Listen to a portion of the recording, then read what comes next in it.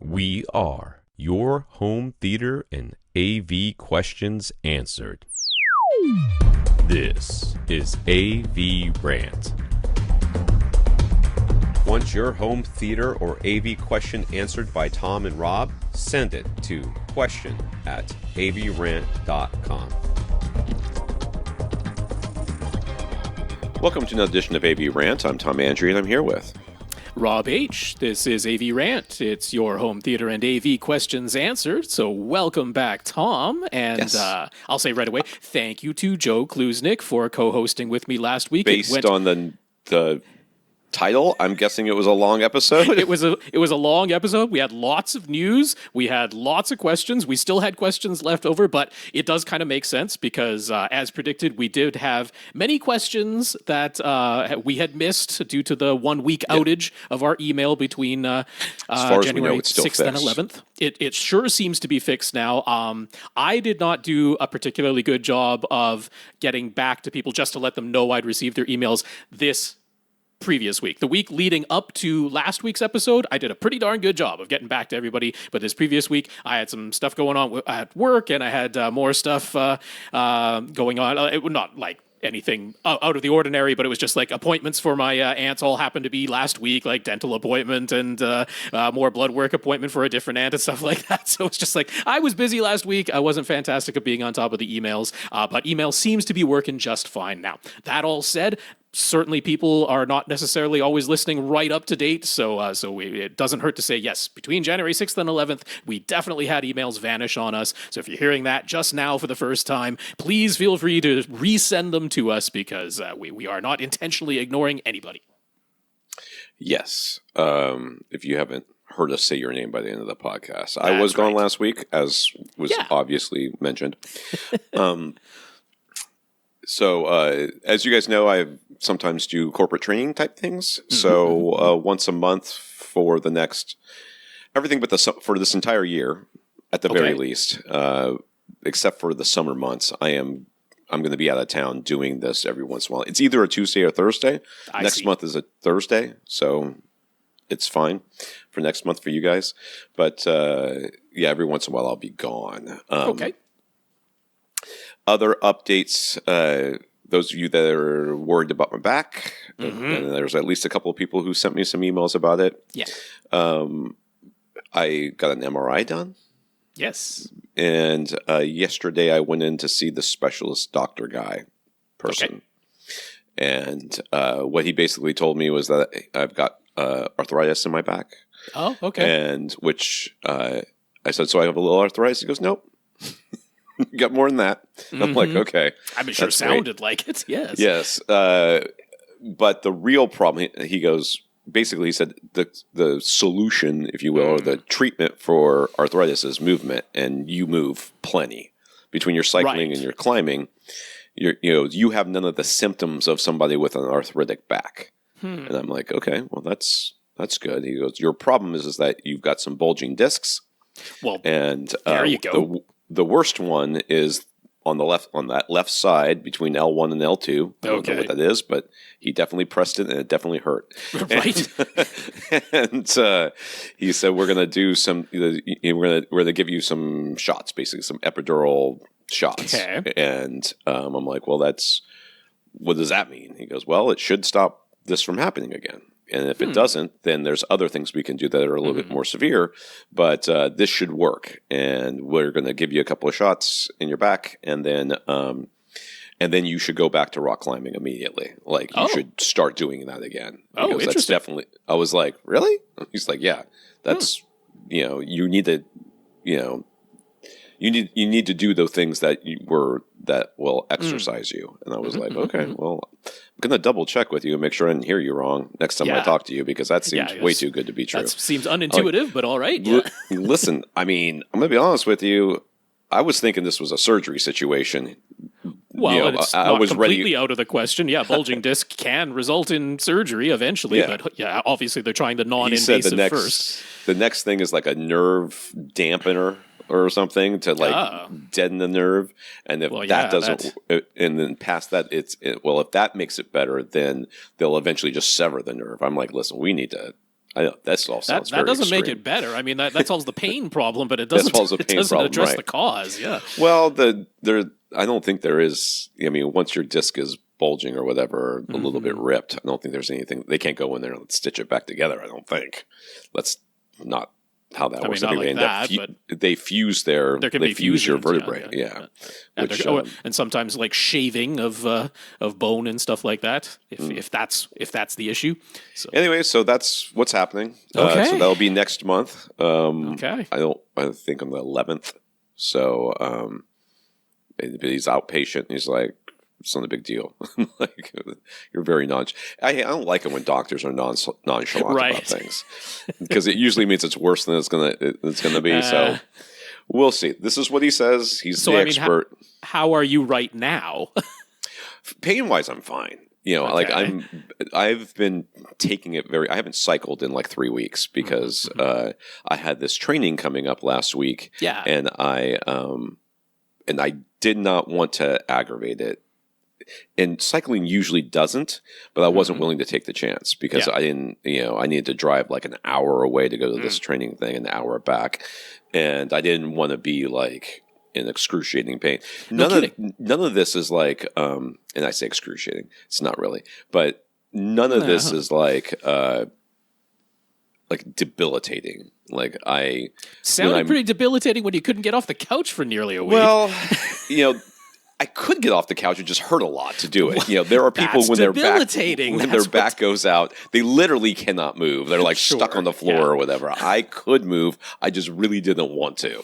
So that still counts. To me, that's not debilitating. That's me being a big wuss about the whole thing, even though my pain levels were like in the 8 ranges. Right now, it's still a little twinge back there, but it's no worse than like a 1.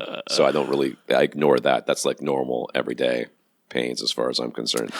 So that's the update on that. Okay. The TV is still broken. Right. Yes. I mean, this is the most important news we have to hear about. This is really the thing that's pissing me off more than anything. I'll be honest with you. I can't even concentrate on the fact that I have to get shots in my bag. I'm like, my TV is still broken. So I talked to the service people because I called them. Okay. Because what happened was, like I said, there's something wrong with the screen that's more than just the power supply. Okay. And they said they're going to order a part and then come back in about a week. Well, it's been way more than a week. So they scheduled it. We had a schedule, and then at the day before, a couple days before, it was like, we're waiting on parts, so we need to reschedule you. I'm like, okay. So now, this is all going through Samsung customer service? Yeah, basically. Okay. So, we need to reschedule you. So I went, yes. And then I got an email from Samsung that said that they rescheduled me for January 16th. And I'm like, well, that was my first appointment. And what are you talking about? So I called the service people and they were like, yes. I called the service people. They're like, yeah, we kicked it back to Samsung because we're waiting on this part and we don't know when we're going to get it in. We're kicking it back to them so that they'll maybe do something about this to make it happen faster. Well, they were supposed to come today. And again, I got a text saying, we have to reschedule because we're waiting for parts. Yeah. And this was great.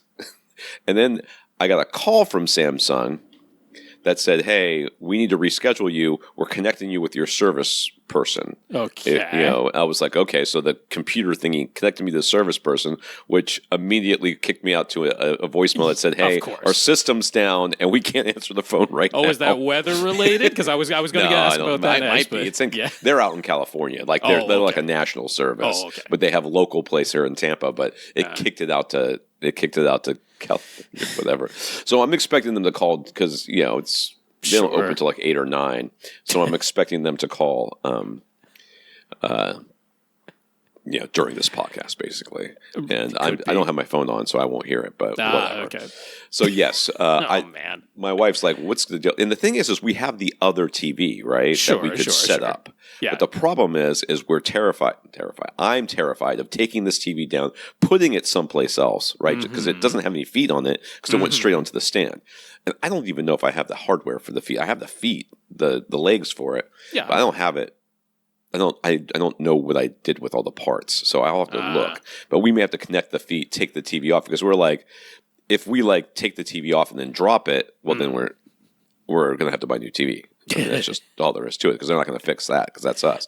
Right now, we know that the problem is right. They're covering it. We don't want to make it worse. So we've been watching everything on my computer, which means I have not watched anything this week, or this last 2 weeks. It is a pain, but you know what? We all, we've dealt with people on this podcast who have gone through stuff like this. Oh, definitely. And, it'll resolve eventually. So it'll resolve eventually. Yeah. Also, it sounds like the part that you need is an entirely new QD-OLED panel. So yes, that's kind of significant. Yeah. So I think what I'm going to do, hopefully I'm going to talk to the service people today and see what they say, but I'm hoping that what the solution will eventually be is Samsung's going to end up having to send me a new TV because I can't get the part. Yeah. So, but I think my guess is much like when you go to the doctor and they're like, well, we're not really sure if you're sick enough or whatever it is. That you have to go in, you have to send it back a few times before Samsung will agree to replace the TV. Yeah. So I think that's the process we're in right now. It's been kicked back twice now. Yeah. Hopefully that's enough. Maybe it's not. Also, literally, in my experience in cases like that, whether it's technological or medical or anything else, it can literally depend on the singular person who happens to answer it and deal with it that day. Because there are some who are just like, let's just fix this the easiest possible way, and it can make a remarkable difference on an individual person basis. Yeah. So that's what's going on with me. What's going on with you? Okay. Not too much that I'm gonna talk about on the podcast, I guess. So let me see. Did I accomplish anything over at my parents' place this week? Nope, didn't accomplish anything. I still haven't completely finished setting up their X2. So there you go. I will say the Sofa Baton X2 that I pre-ordered on the Sofa Baton website back in, I think it was the very end of October when those pre-orders finally opened up, it finally arrived. I waited all this time. Like, the one I ordered from Amazon came within like a week of that order opening up. So I haven't been without an X2. That one was the one that I gave to my parents. I, of course, kept the review unit one, but I wanted a second one because I got two setups. So I was going to get the one that I pre-ordered, and it finally arrived. So that, I don't know what the pre-order was for, because just waiting for Amazon and ordering from there would have been a month faster. Ridiculous. Yeah. That's exciting. Yeah. So what did you watch, since I didn't watch anything?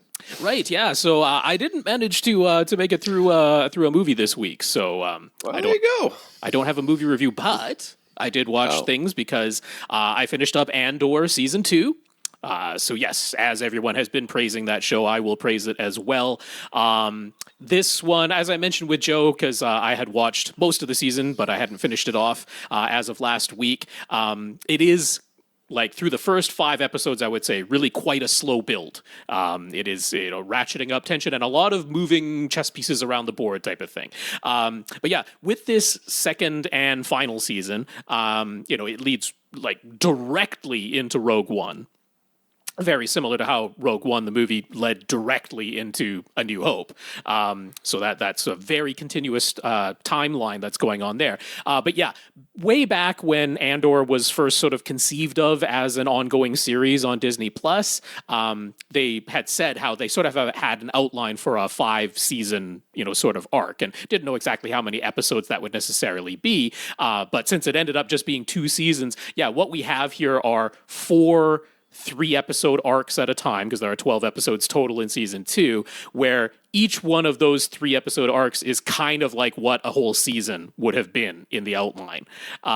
So there definitely are some things that seem like they're a little bit glossed over, or we have someone talk about something that I'm sure would have been an episode unto itself if it had been an entire season, instead of, sort of truncating everything down. I don't think a lot of that was to the show's detriment. There was one particular event with Andor and BACCH that definitely, I was watching it and going, wait a second, how did that go that quickly? It didn't make any sense, in the whole setup of how the Empire has its security and where people are stationed and things like that. This event that took place was it literally didn't make sense that it happened this fast. And I'm like, oh, okay, so that was clearly going to be like a 2-episode story that would have happened in a season, and it got shortened down to about a 2-minute sequence, and that one felt off. But other than that, I thought they did a remarkable job of going through like 4 years worth of story. And sometimes I appreciate stories where they're like, "Hey, look, we're going ahead by a year or two here, and we'll catch you up with the relevant things that happened in between." But I kind of like, I mean, honestly, this is a total personal preference thing, but my favorite part of most stories are the introductions. I enjoy the introductions of new characters and new situations and new settings. That part excites me the most in most of storytelling, and so you kind of got that 4 times through this season, and it kept me very, very engaged. So yeah, performances are fantastic. The production value is really, really high in this season too. They spent a lot of money on this series, and it's there on the screen. Even though I'm sure they're still using the volume, it's like they've either gotten much better at it, or maybe they've built a bigger one, because some of these places, like, you can maybe sort of make out where the volume starts and the rest of the set begins, but I'm like, they couldn't have faked that entire set. Like, they're actually walking through it. So like, some of these sets are very large. So I think they had a very large volume and gigantic LED screen going on behind some of these scenes. So yeah, that money is up there on screen. It's well worth a watch. And yeah, I mean, I guess there are the people who can completely separate the fiction that they're watching from current events or historical events. But yeah, my goodness, does this seem like it is like they made it before this year existed, but it sure seems highly applicable circumstances being shown in Andor Season 2 to current world events and that. Yeah. And I mean, the crazy thing is, you'll never guess this about a Star Wars series, but folks, the Empire are the bad guys. But they have the cool uniforms. They're the bad guys. That's what's going on there. In case anyone forgot. I mean, they're pretty subtle about it in Star Wars. They only do things like all caps evil Empire to sort of clue you in. You got to look for it real hard. Yeah. But yeah. That is true. I will say, I forgot to also mention when I talked about all the stuff that went on. So Tuesday I woke up to go do the presentation that kept me away from the podcast. I woke up and I told my wife, I said, I don't feel well. Mm-hmm. And she's like, oh, you're just nervous and stressed out, and therefore you probably didn't sleep very well, and you'll feel fine once your presentation is done. I did not, and I was sick for the rest of the week. So I've also been sick since the last time. Yeah, so you had seemingly avoided being sick while the rest of your family was sick, but it caught up to you eventually. Caught up to me. That's right. All right, so that's what Rob. Oh, you watched? Did you say both the things that you watched? Oh, that was kind of left. I mean, I had finished Pluribus Season 1 like a couple of weeks ago, but I don't think I ever really like fully talked about it. But there's not a ton to say, majorly because I don't want to spoil a thing about this series. So it's very hard to review without literally talking about any of it, other than to say, again, this one, production value through the roof. When they are set in a different part of the world on this show, they went there. Apple TV gave Vince Gilligan the budget to actually go on location. So when they're in Spain, they shot that in Spain. When they're in Portugal, they shot that in Portugal. It's not New Mexico standing in for everywhere. They went to the actual locations that they talk about. So some stunning photography they took while they were in South America. Really some amazing stuff that's going on there. So I mean, even if I know some people really, really don't like the main character. That's by design. She's supposed to be really quite an annoying character, and you might struggle to get along and empathize with her. That's the intention. But some people obviously aren't going to enjoy the show so much for that. I mean, you can put it aside and just look at it. You can just look at Pluribus, the TV show, and turn the dialogue off if you want to, and just enjoy the photography, because it is stunning in multiple places, and the audio production on it is top notch. If you want an Atmos showcase, throw on Pluribus. It might not be your first thought, but it is well worth it. So yeah, I can't give it enough praise on the production side of things. I very much enjoyed the story. But Vince Gilligan has made no bones about it. He subscribes to a particular philosophy of storytelling. He's said this explicitly on podcasts that he's been on. He's like, take as much time as the audience can accept. So, like, like not necessarily overly stretch things out, but basically like use anticipation as much as you can. That's his philosophy. Like, don't just race from beat to beat. He's like, show the characters thinking. Let the audience think along with them. Draw, don't exaggerate drawing things out, but like let things play out in a naturalistic amount of time, and that can be a very different experience. We're used to very rapid cutting these days, and Pluribus is not that. So I appreciate that because it looks and sounds and feels like nothing else that's out there. So I very much appreciate it from that point of view. Yeah, there's this. I'm going to blame J.J. Abrams, though I don't think he's really the issue or the instigator of this, but there is the type of show that the very first episode is like gangbusters. A bunch of stuff happens and gets you very interested and invested. Find out what happens next, and then nothing happens. I gotta say, with you saying that, Pluribus does kind of fall into that category, I must say. The first episode is gangbusters, and then, yes, it definitely takes its time from there on out. And I'm okay with that as long as there's progression. Yes. I remember there was that show, what it's called, the Strain or the Stain or whatever it was. There was the Strain. The Strain, right? And the first episode was like, okay, a bunch of stuff happened or whatever. And then I watched like 3 or 4 episodes. I'm like, I mean, we're just watching these people go through their lives, and I'm okay with that. But that's not what you promised in the first episode, and there's not been any sort of indication of us getting back to the topic at any point. And I gave up on the show. So I am okay personally with a slower storytelling style as long as there's anticipation and tension. Yes. There's something there to keep my interest and to make me wonder what's going to happen next and keep me invested. If it's just like, okay, now we get to know who this person is. I'm like, I don't. Why do I care who this person is? Like, you have to tell me that first. So, I don't know anything about that show other than the name is weird. So that's what I know. I don't know who's in it. I don't know anything. I haven't heard anything about it, and I'm going to probably keep it that way as much as I can until I accidentally read a headline that tells me more than I want to know. All right, this is AVRant, the podcast that answers your home theater and AV questions. To get your question answered, all you have to do is ask. You ask by emailing us at question@avrant.com. You can go to the website. You can find our shows, our show notes, our links to any products or articles that we refer to during this podcast, as well as a Flickr album that you can follow along the pictures that we will be mentioning in the podcast, or using for reference when people are asking us their questions. That's right. Facebook.com/AVRant podcast, YouTube.com/AVRant, where the pictures will be embedded in the video. So knock yourselves out there. Let's see. We've got Rob at avrant.com if you want to email him directly. His socials is @FirstReflect. I'm Tom at avrant.com. That's right.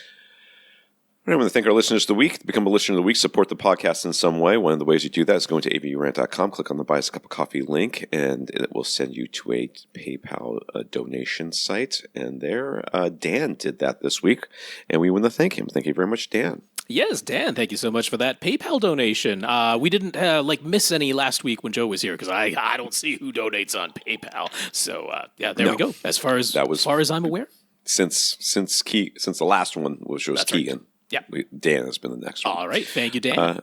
We've got some patrons, patreon.com/AVRant podcast. You can sign up to become a monthly contributor.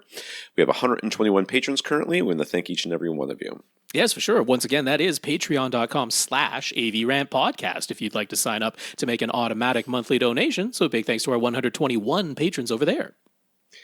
We've got notes of gratitude from some of our listeners for keeping the podcast chugging along to almost 1,000 episodes. I think we're past that numerically at this point. I think if you actually just counted the number of episodes posted, we'd be past it. But numbering wise, we're stretching it out for all kinds of reasons. We're stretching it out because I've been sick and things have been going on during the holiday season. So I'm trying to get the next big thing happening. And once we do, then you'll know. So we got notes of gratitude from Mark, John, Greg, Dazz, Larry, and Sasi. Thank you for thanking us. Yes, I'll say the names so they came from my lips. We got Mark, John, Greg, Dazz, Larry, and Sasi. Thank you all so much for your notes of gratitude and encouragement. We really appreciate them. A big, big thank you to everybody who continues to listen and send in your questions. All right. In the news, Emotiva has released their new differential reference design series, which is, I appreciate that name. I like that name. Okay. That's a good name. Thank you.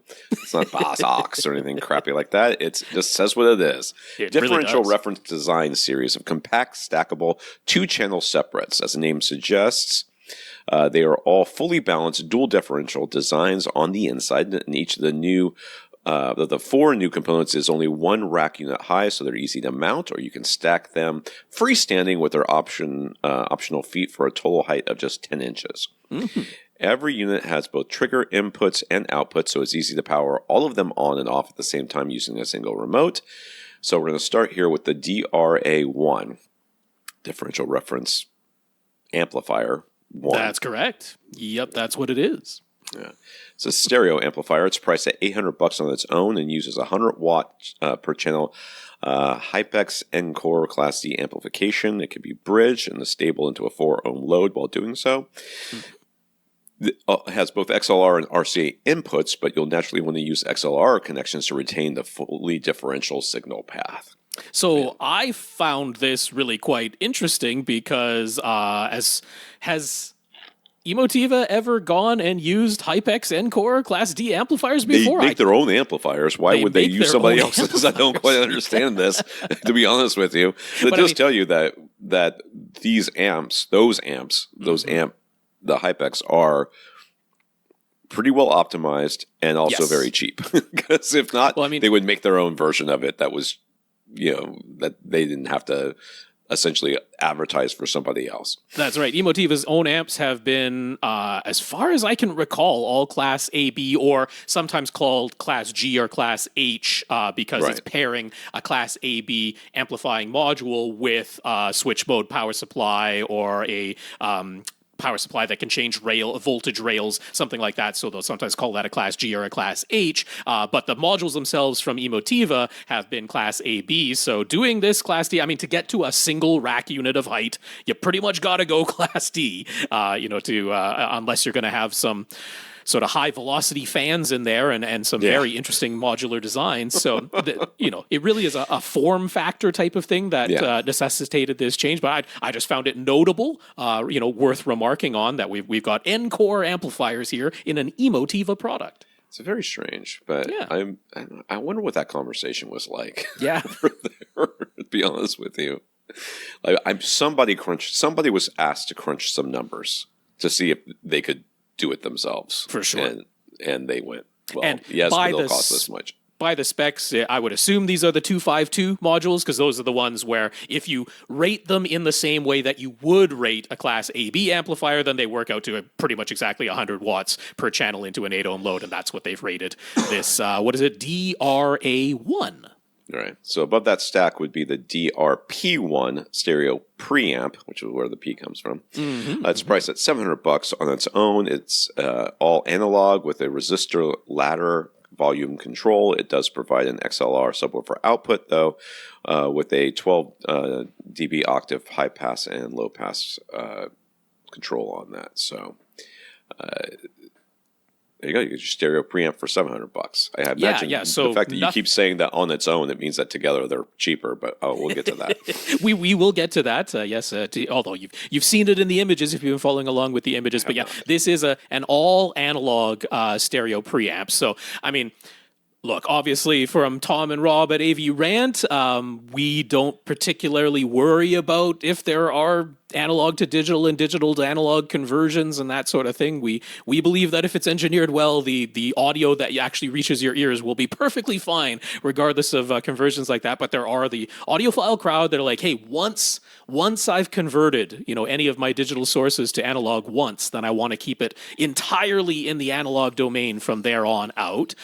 So to satisfy that sort of crowd. That's what we've got with this DRP1 stereo preamplifier, purely analog, but I'm happy to see that even while keeping it purely analog, they still have bass management of a sort. They are relying on 12 dB per octave filters instead of 24 octave per dB filters, so you've got your speakers still playing down lower into the crossover because it's a shallower slope on the bottom end of your speakers, and you still got your subwoofers playing up higher than you might on, a typical digital AV receiver, because again, the slope is shallower going up on the top end of the subwoofer's response. But it's a fixed 80 hertz crossover frequency. You cannot change that frequency because this is a purely analog filter, and they aren't building in adjustability to that. But yeah, it's there. You don't have your subs playing full range and your speakers playing full range entirely with this setup.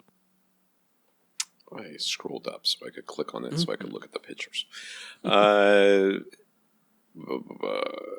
Preamp I just did. Okay. That's right. So for utilizing your external digital sources, there's a DRD stereo DAC, DRD1, sorry, stereo DAC. So it's the last D is the DAC part of it. Differential reference DAC. There's your D. Also priced at... There's your D. It's also priced at $700 on its own. It has fixed level output, so you'll definitely need that preamp in between the DAC and the amp. It uses ESS Sabre DACs that can handle up to 768 kilohertz PCM and native DSD signals. 768 kilohertz. Okay. Yes, 768 kilohertz. Divide that in two. That's the highest frequency that it's decoding there. We're definitely hearing that. I can't even do that math in my head right now. What is it? 384 kilohertz. Yeah, I'm not hearing 384 kilohertz with my human ears, but good on you. Anyways, it also has a HDMI ARC input in addition to USB, optical, and coax digital. But okay, I guess okay. What? So if you just had an analog, then you would just have the DRP and the DRA. That's right. Yeah, like let's say your only source that you're doing here is a turntable, right? All you've got is a turntable. And actually should be mentioned that that DRP1 does have a dedicated phono input on the back of it. So you don't necessarily have to have a separate phono preamp. It does have a phono input on there, moving magnet only, of course, for the built-in one. And then it has an extra set of just RCA inputs for your CD player or something like that. So yes, if you don't have any digital sources, if all you're doing is stereo analog out, all you need is the DRP1. But if you do have any digital sources, including the output from your television. And we are seeing more and more televisions these days that are foregoing having even an optical output. They're just like, HDMI ARC is it. That's the only way to get sound out of this television other than the built-in speakers.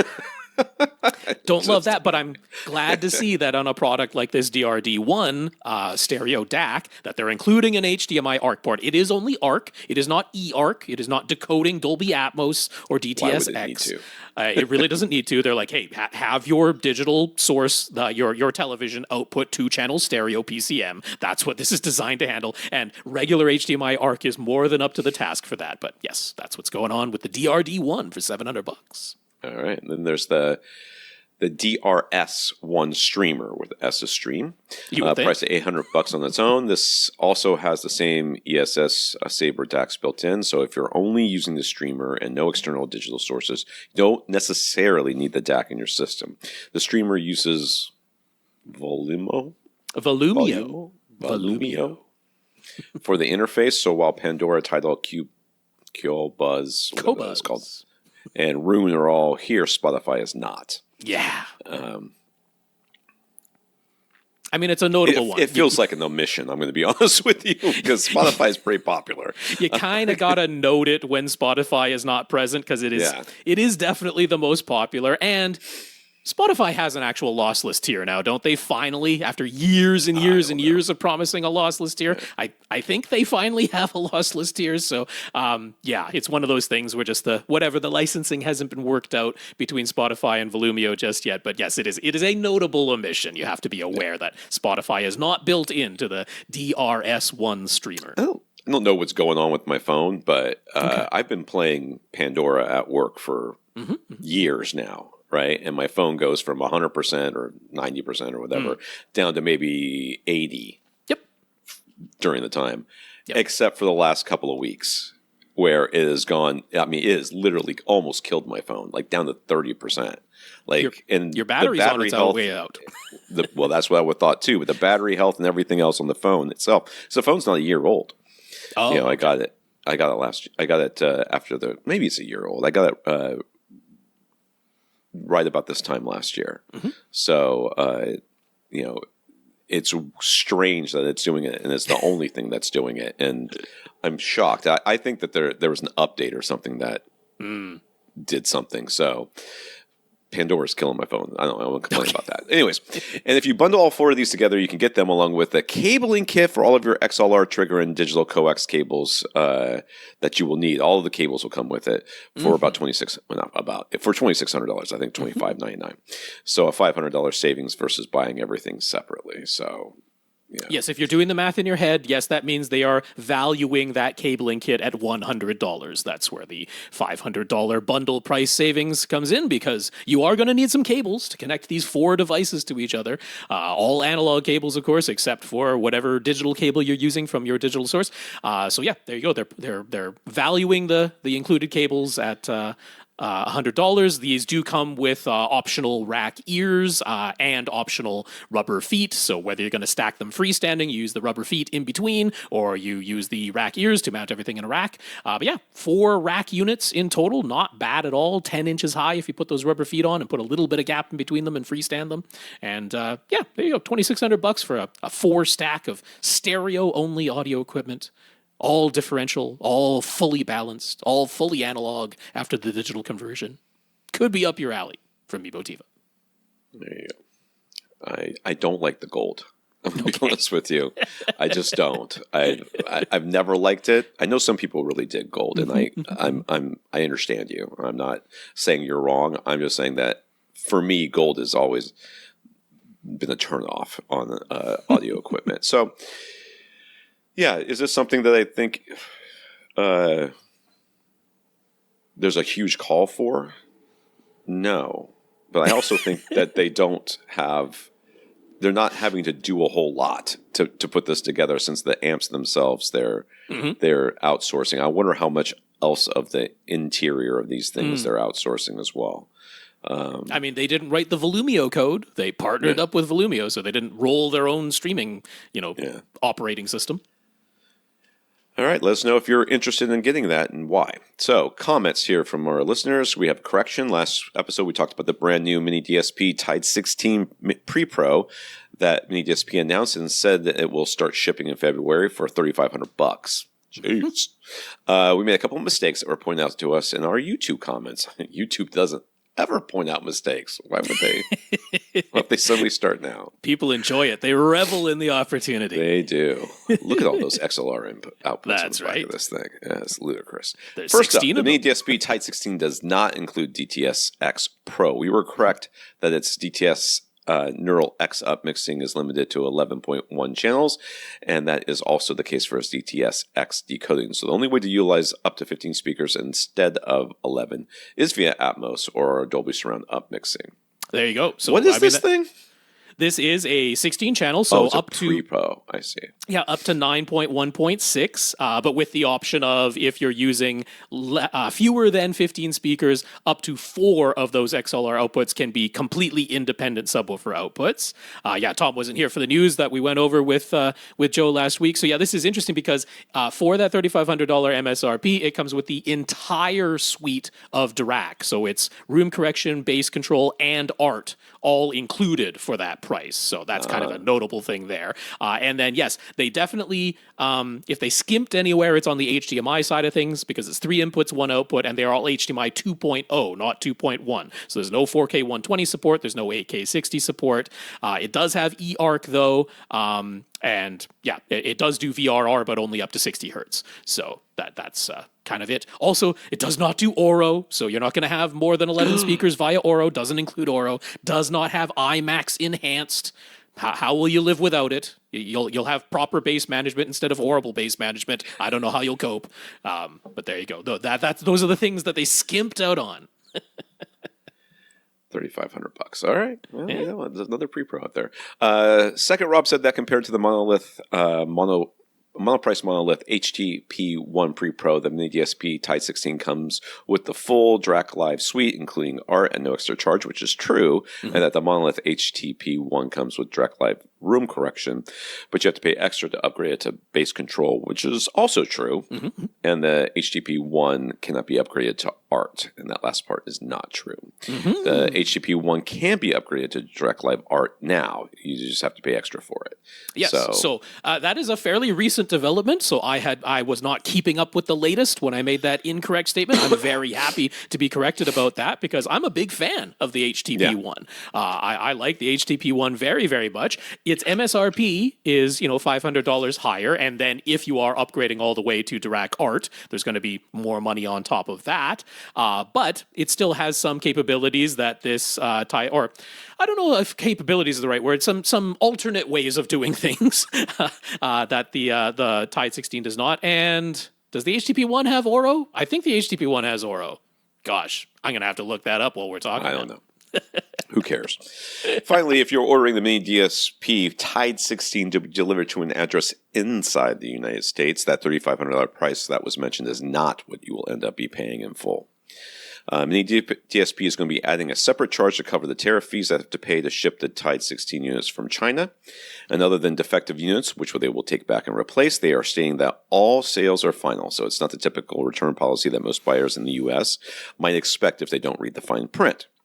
And U.S. dealers that intend to sell the miniDSP Tide 16 are anticipating they'll need to charge around $4,500 to $5,000 in order to cover all tariff and shipping fees, in addition to offering their own return policy and warranty claim handling. So it's all just stuff for the U.S. buyers to be aware of.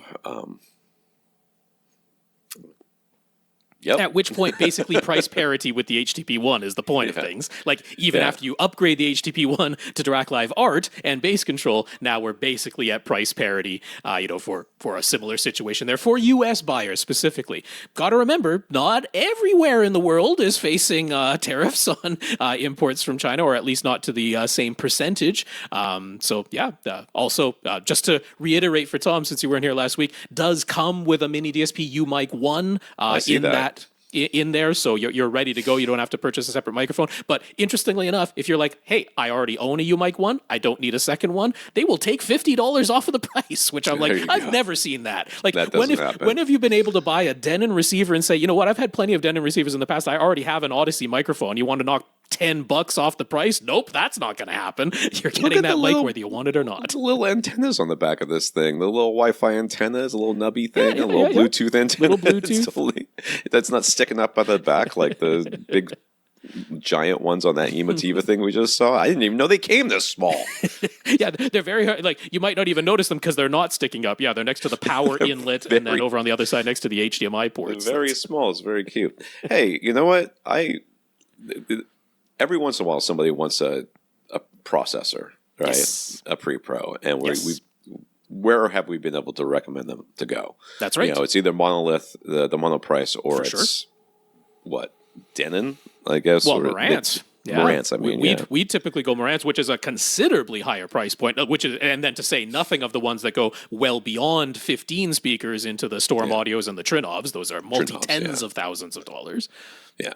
So there's another option out there. There you go. Absolutely. Chris, it's a comment from our listener. Chris heard David's question last week about wanting to play graphic-intensive games in his home theater where he uses a PS5, but feeling like he may be able to buy those types of games for his AMD gaming PC that lives in his office. Chris just wanted to point out that it's fairly easy to load software called Moonlight onto a Steam Deck, which is an Android device, or an Apple TV 4K that allows the Steam Deck is not an Android device. It's that's Valve's Linux-based computer. So this is a Steam Deck or an Android device or an Apple TV 4K. Okay, I didn't quite get the commas properly in this. An Apple TV 4K that allows for game streaming. One of those three things. At 4K resolution, you'll be limited to 60 hertz max, but you can lower the resolution to 1440p or 1080p and increase the frame rate to 120 if you want to, and HDR is supported. So that might be a solution for David or anyone else who wants to utilize their gaming PC that lives in another room. The PC still runs the games, but the output gets locally streamed over your network to a device that lives in your home theater. So if you install the software Moonlight onto one of these things. You can stream it. But then I guess on the PC itself, there's none of these limitations that he's talking about. No, yeah. On the PC itself, if you have a compatible monitor, you can run that at whatever your graphics card is capable of running up to. But this is for your computer stays where it is. This is all going over your own local network, so the internet is not involved whatsoever in here. That means the latency. I mean, look, there's going to be a tiny bit of latency in that you're sending the video signals and the commands back from your controller through your device, through your local network, back to your PC. So there's a tiny little bit of latency going through your own local network, but it's nothing like streaming over the server-based systems that are out on the internet. That's much, much higher latency than that. NVIDIA has their own solution, right? They've had the NVIDIA Stream solution that works right away with, say, an NVIDIA Shield. But that's not a solution when your CPU and GPU are both AMD instead of NVIDIA. You can't use NVIDIA streaming in that situation. But yeah, I neglected to mention any sort of even the idea of streaming from the gaming PC to a different device that's set up in your home theater. So I'm glad that there is a solution that works with AMD in this case. And you have the Moonlight and the companion software that runs on your PC and the stream to a different device. There you go. John in the UK, he previously wrote to us when his Sony TV died and he was looking to buy a replacement. We pointed him to a couple options from TCL, either the equivalent of the QM7K or the QM8K series, and he was just about to buy one. But at the very last minute, he figured he might as well check his original Sony purchase receipt, and boy, was he glad that he did. Turns out he had a 5-year warranty. And while in his mind he was thinking he had the Sony TV for 6 or 7 years at that point, it was in fact 4 years and 8 months since he bought it. So that 5-year warranty was still in effect. He called Sony and they had him do some typical troubleshooting steps. So annoying. And count the number of status LED blinks to try and identify the problem. I did all those things, told everything to them. They still sent a repairman out to do an incorrect repair, but whatever. Within 24 hours, they replied they would not be able to repair his Sony TV, so they would replace it. Not only that, but since he bought the Sony flagship at the time, nearly 5 years ago, the TV model they were replacing it with is the Bravia 9. Yeah. Jeez. That's a hell of an upgrade. Yeah. Excuse me. Sorry, guys. Itch. It took a couple of weeks for the replacement to arrive, but when it did, it was unpacked and installed on his wall for him at no extra charge, and his old broken Sony was removed. To say say what you will about the Sony tax and extended warranties, but in this case, it clearly ended up being worth it. He feels like he cannot praise Sony enough. Their customer service was excellent, and they really stood behind their product and their warranty in this case. He still thinks the TCL would have looked great, and he doesn't get to use this as an excuse to upgrade the actual screen size, but for $0 out of the pocket right now and getting a Bravia 9, he'll certainly take it. Yeah. I would too. I mean, though I would be a little disappointed about not being able to upgrade the screen size. You know? Well, I was going to say, if you're really like, I really, really want to get the bigger screen, I mean, you could sell your brand new Bravia 9 and be able to afford a larger TCL because the Bravia 9 is not an inexpensive TV. Yeah. It is more expensive than the flagship OLEDs that are out there. I mean, look, it is a fantastic television. So as long as you're okay with the screen size, yeah, my goodness, did you get an upgrade? This is like five years later, the flagship Sony has considerably improved over what used to be the flagship 5 years ago. That's an impressive thing for them to have done. So yeah, good on you. I'm very glad you did check that receipt because that was well worth your while. That saved you thousands of dollars. All right, let's get to the questions here. Scott. As promised, Scott has sent pictures of his new office setup. The Samsung soundbar and wireless surrounds that he used to be in there have been moved into the living room to go along with the frame TV. So the TV and sound system that he personally doesn't like all that much are together in one room now. So exiled. And thankfully, the person who uses that room the most, his wife, likes them all. So everybody's happy. Now, I just got to interject. The photos that he sent are spectacular. They're gorgeous. Really These good. are like absolutely magazine photos. So I know. I scrolled down and looked at them. I was like, where did they get these photos from? Like, he's got some photography skills on top of all the home theater skills. So if you're not checking out the Flickr album or the YouTube video, you're missing out because these are actually quite nice. So just as a quick aside, one kind of neat feature of the Samsung S800 soundbar with its wireless surround speakers is that you can tell it to only output sound from the wireless surround. So late at night, since his wife is sitting much closer to the surround speakers than the TV and the soundbar up front, she's happy to just use the surrounds, which lets her still hear the dialogue, but everything is at a very low volume, which is cool. Yeah. And a stupid feature I never would have thought of, to be honest with you. But I'm glad that I'm glad it's there, and I'm glad it's working for you. But what a crazy, like, who sat in the room and said we should do this, and everybody was like, because someone died on that hill. You know what I mean? Somebody was like, I am not going to give this. This is my thing. We are going to do this. And that person out there is listening, is waiting to hear a podcast where somebody is like, I use this all the time and it's perfect for me. Right. This is your podcast. Son. Yeah, I mean, to me, the notion of, because I mean, you don't have to use the wireless surrounds with that soundbar. You can use the soundbar all by itself. You can use the soundbar plus its subwoofer, or you can use the soundbar plus the subwoofer and the wireless surrounds. So the notion that there's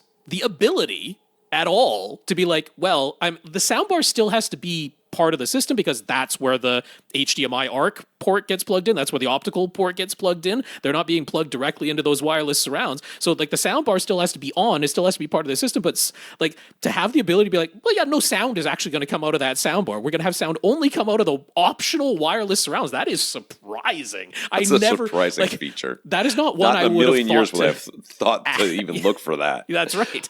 That's not even a question I would have asked of the manual or of AI or anything. It never would have entered my mind that was even a consideration. So thank you for mentioning it. It's a cool thing to know about. It is a cool feature. It's a cool feature to know about, but I am telling you, somebody was like, this is something someone's going to love. And I'm like, they're like, okay, we'll do it, but we're never going to tell anybody about it.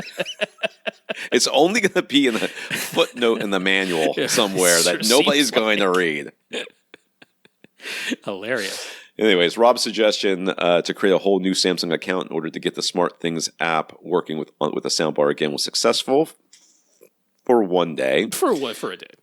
When he made the new account for his wife, the Smart Things app connected with the soundbar the way it's supposed to, so Scott got excited that he'd be able to access all the settings again, but then it stopped working the next day and there doesn't seem to be anything that fixes it. So maybe it's just a terrible bug in Samsung's hard software. Hey, maybe this sound only coming from the surrounds is also a bug. Don't look a gift horse in the mouth at this point. That was definitely a choice that you can activate, apparently without the Smart Things app, because that's how it's being utilized. So it must exist on the remote control itself. Amazing. Yeah. So back to his office.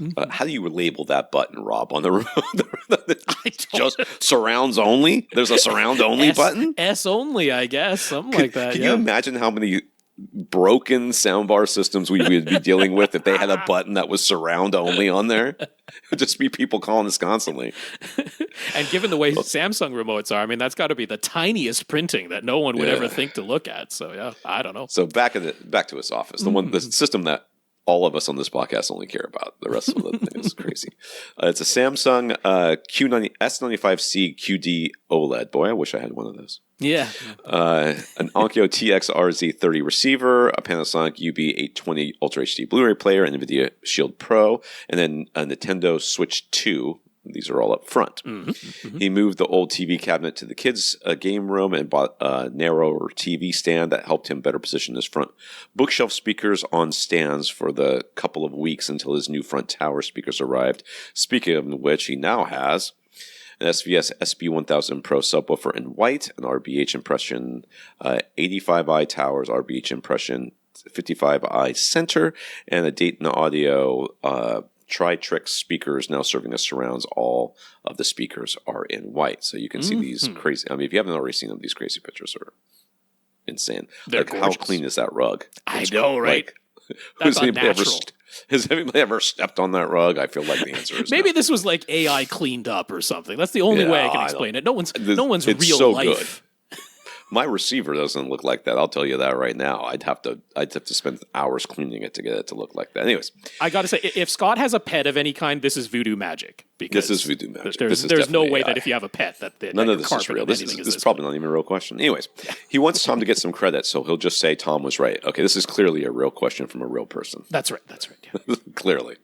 Simply going to a 2.1 setup using his existing Dayton audio speakers and his new SVS SB1000 Pro sub, along with his Onkyo RZ30 receiver, was the biggest audible improvement over the old soundbar setup throughout this entire process.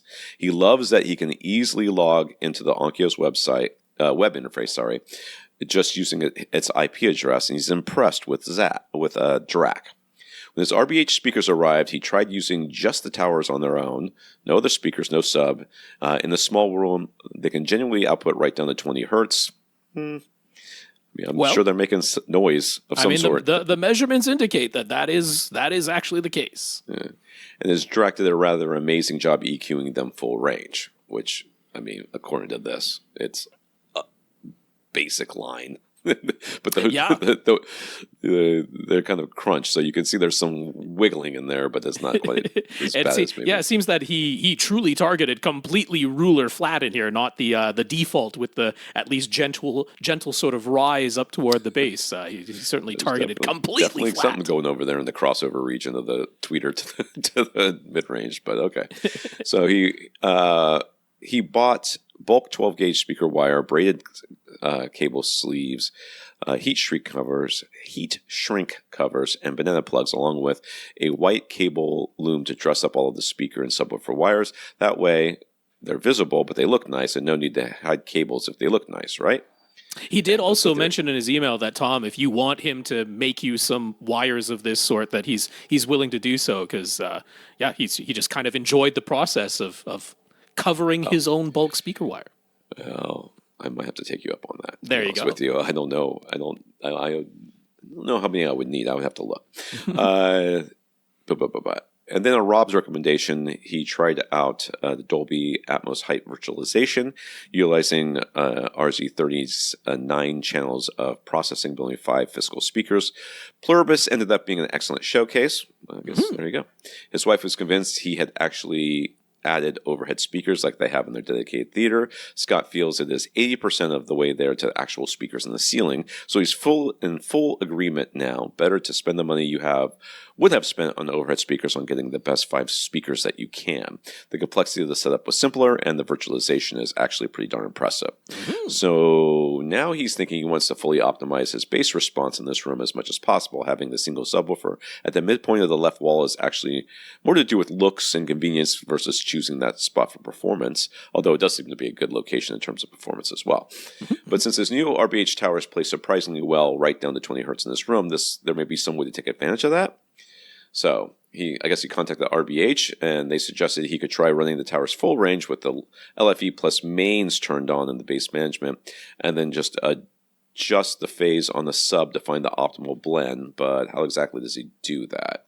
So the way this room is kind of set up, if I'm seeing this correctly, and I don't know that I am, because it's an office, right? So it is enclosed, yes? Yeah, that's right, yes. So one of the things that one of my custom installer friends from back in the day used to say, that if you have 2 subwoofers up front and they're playing together, basically, then they create what is in essence a virtual subwoofer in between them. Sort of, yeah. It's not exact, but whatever. So if it were me, I would take the subwoofer that you have and put it across the room between the 2 speakers if you were going to try to use your speakers as the other sub. Right. So it'd be basically the middle of the back wall. Middle of the back wall when it comes down to. I would guess that would be about as good a placement as you're going to find. Yes, you could play with the phase, and Rob's 12-step guide could help you with that. And because it's having its SVS, you can just sit there on the couch with your with your app and just adjust exactly. it. Yes. So, yeah, it's quite, I mean, and when you say how exactly do you do it, it's literally just trial and error. It's not anything more sophisticated than trial and error. You have a bass sweep that's playing on repeat. Some people want to measure it so that they can visually see it with a graph. I'm like, using your ears is fine, because if you reach a phase setting on your subwoofer, that's the one that you're going to be adjusting. Convenient to do from the SVS app, as Tom mentioned. If you reach one where it's causing a cancellation or a gigantic hump at a certain frequency, you're going to hear it. And ideally, you're going to listen across, all 3 seats of your 3-seater couch, if your couch is even that wide in this office. Looks like it might be a love seat, but we didn't get a full shot of it. But yeah, you're basically just going to be trial and error, changing that phase setting on the subwoofer little by little, and having a listen. Now, look, sometimes you set it at 0 degrees, you put it in the middle of the back wall, directly opposite the front left and right towers, and you play the sweep, and you're like, well, that sounds pretty darn even, the entire sweep through. You're done. you don't have Don't to second guess it. painstakingly. You're looking to get rid of egregious problems. That's right. If you're like, it sounds pretty good. Guess what? That's what you were going for. You were going for pretty good. Right. The room correction fixes the rest of it. So yes, I think for me, that's the biggest problem I run into with people who are willing to start this process. Mm-hmm. They feel like I'm committed to doing this thing, so I have to go through every possible frequency and find that optimal one. Or it's just the fear of there's something ever so slightly better, and if I don't painstakingly do this, then I'm going to miss it. It's like, no, we're just looking for, hey, whether I sit in my left seat or my right seat on my love seat here, maybe there are some small ups and downs in that bass sweep, but they're small ups and downs. They're not gigantic peaks or gigantic nulls. And it's the same or very similar frequencies where it goes up in both seats together, it goes down in both seats together. Once you've achieved that in terms of placement and the phase setting on the subwoofer, you're done. Your room correction, in this case Dirac, is going to do a fantastic job of now equalizing that to your target curve, because whether you place the microphone directly in the middle of your love seat, to the left, to the right, it's getting very similar response every time it measures, and therefore it goes, okay, I've got some small ups and downs, but it's the same ups and downs no matter where I measure, so I can EQ that very effectively. Yeah. And RBH also suggested simply opting for a crossover point lower than 80 hertz as an option, but the center and surround seem best when crossed over at 80 or 100. So what's our thought on this approach? Sure, I guess you can try it, but okay, so here's the pros and cons in my mind. Or maybe both sides of the argument. Maybe that's not pros and cons. Your center surround seem best when crossed over at 80 hertz or 100 hertz, or maybe even 120 hertz or something like that. The reality is that there's very little information that's going to your surrounds at the very least that's going much lower than 120 hertz anyway. So if you're crossing it over lower, probably doesn't make that much of a difference. Center, it's a little bit more arguable that they might have some lower sounds in there. It's expecting a little bit more performance out of it. But I don't see any reason that you would do a global crossover that's lower for all these speakers. Right. I don't see any reason for that. And also, literally this is just them saying, well, here's a person who wants to use more of the bass output capability of these tower speakers, not particularly for a performance reason. It's just because, well, I can, so I want to. It's like, this is not one I would recommend, like tumbling down the rabbit hole of this, because the performance is not actually going to be superior to just regular bass management, all of your speakers set to small, choosing 80 hertz or potentially a little bit higher or a little bit lower, but essentially global at that point, versus having different crossover points for your towers versus a different crossover point for your center and your surrounds, simply because you're like, well, my towers can play lower in my room, so I want them to. Like that's all that's coming from. It's not from a performance-based reason. Yeah, I don't really see any reason for it. I've never really, this idea that you're wasting money somehow by not having your tower speakers play as low as humanly possible has been something that I'd either just keep it the way you have it, or I would have them play full range and attempt to use them as though they were a second subwoofer in this room. Yeah. So should he reposition the subwoofer? Would front corner placement potentially work better? I don't think so. Unlikely front corner. Yeah. He preferred the sub to actually remain visible, but if the very best spot for performance is actually behind the couch or something, as we've already suggested, he's not entirely against that. Ultimately, performance should win out. I would say if I were you, I would leave my sub where it is and start the process. Mm-hmm. Because it is currently in a spot that you like. Right? And it is the middle of the side wall, which is very often a very good spot for the subwoofer to go. It's not a terrible spot to start with. I would think that if you, I don't know that you're going to do this, if you could go through and start playing with a couple of, the phase and stuff of the subwoofer, where it lies, and you got it to some place where all three couch seats sounded pretty decent and also uniform, as Rob has described already, I would be like, okay, stop, and just live with that. What you're going to do is you're going to get it to there. You write down the frequency. Don't forget to do this part. Sure. Write down whatever phase you have it at. And then you're going to want to switch it to the back and try it there to see if you can somehow make it better. I'm guessing it's going to be 6 of one, half dozen of another. If you can get the sidewall to work pretty well, that's just as good as getting the back wall to work pretty well. Yeah. So I think that if you spent money on a thing and you would like to see that thing, you should be able to see the thing. You know what I mean? Now, I think it would make you happier to have it be where it is. And I'm betting you probably can get it to be pretty good especially enough for middle your of the sidewall placement. Now, all of that are the genuine, honest answers that we would give to anyone who isn't Scott. We would give those answers to Scott too, and we just did. But Scott knows all this already. I'm convinced of that. He didn't outright say it because I'm pretty sure he wanted to be like, will Tom and Rob say it of their own volition? It's very clear the answer that he wants us to give. It's really quite obvious. Yeah, go ahead and buy Dirac Live base management, okay, for your Onkyo RZ30. There's a reason you got the RZ30 instead of the NR7100, and the only real difference besides pre-outs is that it can be upgraded to Dirac Live base management, and the NR7100 cannot. And this is what Dirac Live base management is for.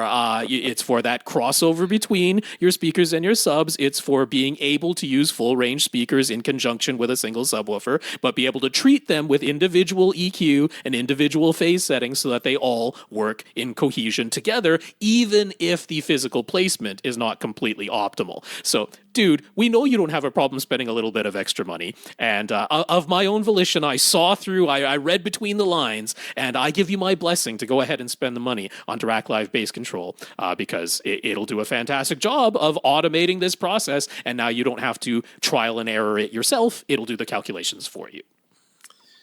Don't do that. don't do that. It'll be good results, Tom. I'm not saying it won't be. I'm just saying don't do it. But if you do, I won't really care. I mean, that's fine. If you've got money to spend on that, I think you should. But for everybody he spent else. so much money on the speakers than we said too, and he's like, but I just really like them. It's like it's clearly not a problem. It's a beautiful system. It's a gorgeous system. JR. In a surprising turn of events, JR returned the Arkham Pre-Pro he had bought and went back to his setup exactly the way it was before, including putting his Denon receiver back into service and sticking with his dedicated 2-channel equipment stack. Okay? Yep.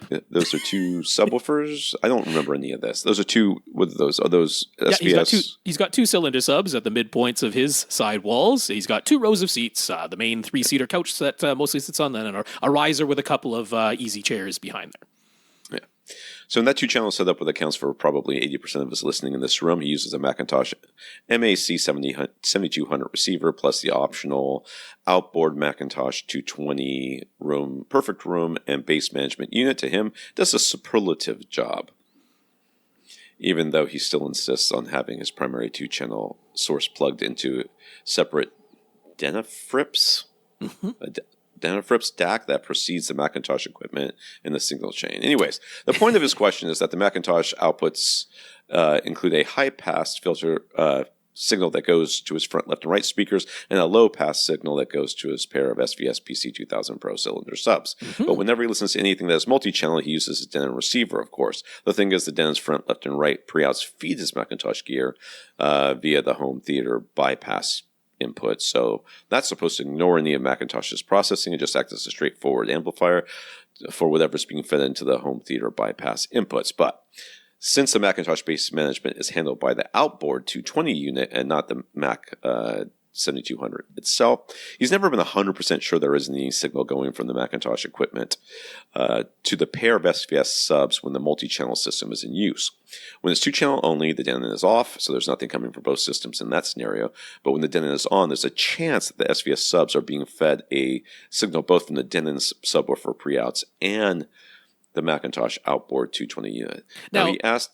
Okay. Just before we go on, there's a reasonably simple way to test this, which is just unplug the cable. Just unplug the physical cable on the Denon, right? Yes. And then, so like compare it, right? You have something playing where there's clearly bass coming out of those subwoofers, multi-channel, and you're like, okay, I know I have bass coming from the Denon that's providing that. Now you just physically unplug the subwoofer cables from the Denon, and if that bass is still there or largely still there, like basically, if the subwoofers are still playing at all, well, now the signal must be coming from that 220 unit because you've detached where the signal could be coming from the den and otherwise. So yeah, you can definitely determine objectively for sure whether that 220 is outputting. Now, as far as I'm aware, with the way that the MAX 7200 combines with the 220, because the 220 is the outboard unit that provides base management and room correction. So it's actually like a signal loop back. Like if you're plugging a regular source into the 7200, it sends a pre-out signal to the 220. The 220 sends it back into the 7200 to amplify itself. So it's one of the few receivers that allows you to do a preamp out to something out and then back into itself to use its amplifiers. The home theater bypass is a home theater bypass. It's like I just send the signal unadulterated. I do nothing to it. I don't change the volume. I don't convert it. I don't send it out of anything. I just send this signal from the home theater bypass straight to my amplifiers. So as far as I'm aware, you shouldn't be having any subwoofer signal coming from that 220 in the multi-channel scenario. Right. Yeah. So he asked Google Gemini and it insisted that this is a bad and dangerous thing. Of course it did. It said that even when the Denon is powered off, some of the signal is still going up the subwoofer cable that connects to the Denon and potentially causing unwanted heat or some signal loss. And when the Denon is on, since the Macintosh equipment is also always on, there could be an arm wrestling problem due to different output impedances. So with those fears in mind, he called SVS and they said, it's fine. Stop it. Stop it. Yes. Don't stop listening to AI that just scrapes the internet for things and finds terrible answers. This is absolutely the same thing as saying, well, I can't use my left and right pre-outs to feed the left and right inputs of my subwoofer because sometimes the left speaker is playing and the right speaker isn't, and the signal is going to go up into the right speaker in that scenario and burn something out or... I've got different. Yeah, no. This is why the AI found. By the way, it found if you plug in two different sources or two different pre-outs into an amplifier or two different amplifiers into a speaker, that is bad. Okay? Yeah, or like you took two completely separate device pre-outs, you plug them both into the two ends of a Y splitter, and then fed both of those into an amplifier. It's like, well, if you got drastically different pre-outs, then there could be an output impedance mismatch. So that's where that's coming from. But no, the subwoofer's left and right inputs are designed to receive different signals, but at the same time. Yeah. So it's fine. So furthermore, they said that since he ran Odyssey and the Denon with the Macintosh equipment all active, even if there's some amount of base signal being fed from the Macintosh, in addition to the sub-outputs from the Denon, Odyssey will have measured all of that and summed it together. So there's really no issue at all. So what do we say? Does SVS know better than the AI? They sure about their own darn subwoofer and whether you can plug it in this way? Yeah, they sure do. Should he actually be making any changes to make sure he never has any problems with his bass and that everything is optimized? Well, everything is already optimized. But yes, just for your own, for your own edification, just unplug, just get some bass going from the, whatever it is, from the Denon, and then unplug the Denon subwoofer output cable from the back of the Denon, basically. Sure. And that should... Well, I mean, for me, either side, it doesn't make any difference. Whichever makes it easier for you, based on the location of the equipment, because it's just that cable. Unplug that cable, and then, do you still have bass? That's right. Your subwoofers should go silent. Basically, there's nothing feeding them, so they should go silent. I can't imagine how else a signal would get to them if the Macintosh wasn't somehow looping in it through you're worried about. But as far as I'm aware, that home theater bypass really is what it says on the tin. It bypasses everything else. It's like, this signal goes straight to my amplifiers now. Yeah. So it's supposed to do, and if it's not doing that, it's a problem with the Macintosh. Call them, because I'm sure that equipment wasn't cheap. Chris had a friend over to help him wall mount his 65-inch LG B3 OLED using a Mounting Dream full motion mount. They ran into trouble. His friend's stud finder was either finding no studs at all or detecting the entire wall as being a stud. It turns out he does have drywall, but it was installed directly on top of the old Lath and Plaster from the original house. So do we know how to best wall mount a TV with a wall such as this? Are there plaster anchors that could safely support that much weight? He'd really like to be able to get rid of the TV stand and have a cleaner look up front. Lath and Plaster, I have dealt with this before. It is. I mean, the reality is your entire wall is wood, but it's not like super thick wood, you know. Right. Yeah. And yeah, you would want to use some sort of anchor for a TV because the TVs aren't super heavy. I mean, the thing is, Lath and Plaster walls still have studs. Right, the lath runs horizontally, and then you plaster over it instead of just having pre-made drywall. There are still vertical studs that created the structure and all the weight bearing. So the typical way that you find where the studs are in Lath and Plaster, because yes, a regular stud finder is not going to work. It's going to detect that there's solid wood everywhere, or else it'll say, I don't detect anything because everything here is uniform. Right, it's not detecting differences in density. But what will work is just some small neodymium magnets. Because whatever, like the lath, the horizontal lath pieces were still either typically nailed, maybe screwed, highly unlikely they were screwed. They were probably nailed into the vertical studs. So what you're going to find is if you have a neodymium magnet, you're going to detect that there's a vertical line where the magnets stick, and then you move it a little to the left, a little to the right, and the magnets don't stick anymore because there's going to be a vertical row of nails where all of the lath pieces were nailed into the stud. So the issue there, though, is that there can be pretty darn small gaps between those nail heads. The lath horizontal pieces are not particularly thick in most cases. Like, I don't mean, like, they're not thick from front to back. They're also not particularly tall. So even if it's just a single nail that's holding each one of those. They're like an inch and a half or something like that. They're pretty narrow. So, so there can be some pretty small gaps between the nails. And then, of course, if you're putting bolts to hold the TV wall mount into the vertical studs, those bolts, can't go right through the metal nails. You're going to need to make sure that they line up in between the nails. So, you get some small, strong neodymium magnets. Get more than one because you'll actually be able to stick them on the wall and see where all the nail heads are. And you'll just be like, yep, there's all the nail heads in a vertical row. There's one stud, there's another. You're not going to need more than two studs for this wall mount. It's not a gigantic or heavy TV. There you go. Get a bunch of small little neodymium magnets, place it. You'll see a vertical line where all the nail heads are, and then just make sure that the bolts holding in your wall mount go in between those nail heads. Yeah. I don't know. I don't know. The last time I dealt with Lath and Plaster, I was like, we cut it all out. We just drywalled it. I mean, he's not going to that extent at this point. I know. But yeah, that's a good solution. Infinite Gary. Gary ended up deciding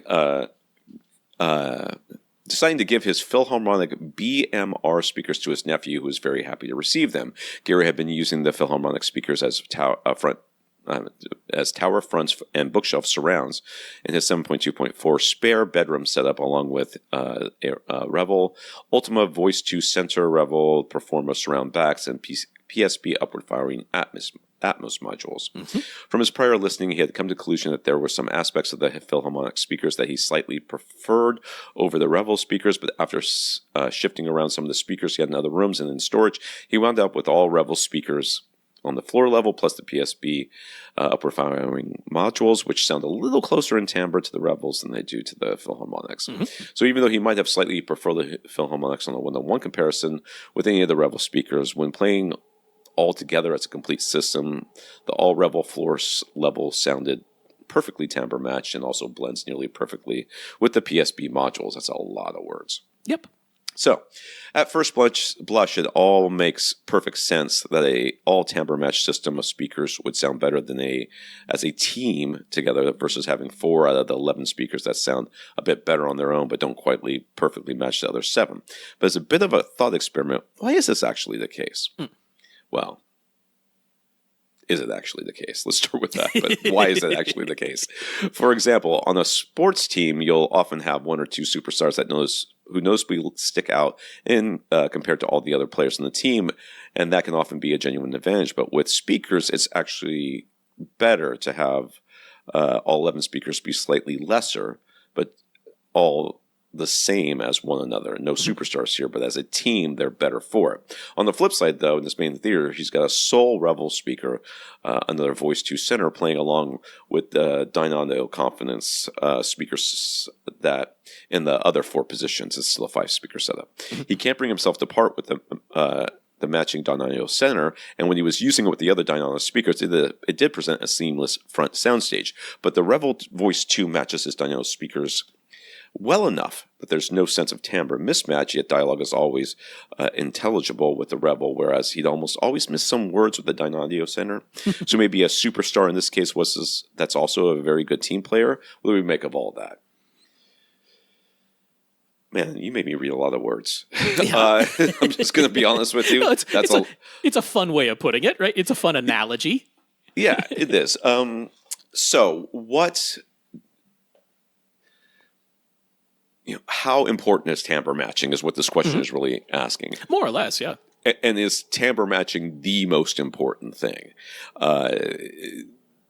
So in the case of his main theater where he just has the mismatched center, but the center is maybe a little bit better performing, in my experience, my guess is that what he's experiencing is that the extension and clarity at specific higher frequencies, more likely, is better with the Revel, but the overall timbre match between the speakers as they play around him, the frequencies where they do or are playing together match pretty well. Whereas I would also say that the center is kind of unique in the setup. It often is playing sounds that no other speaker in the system is playing. That's right. It's not trying to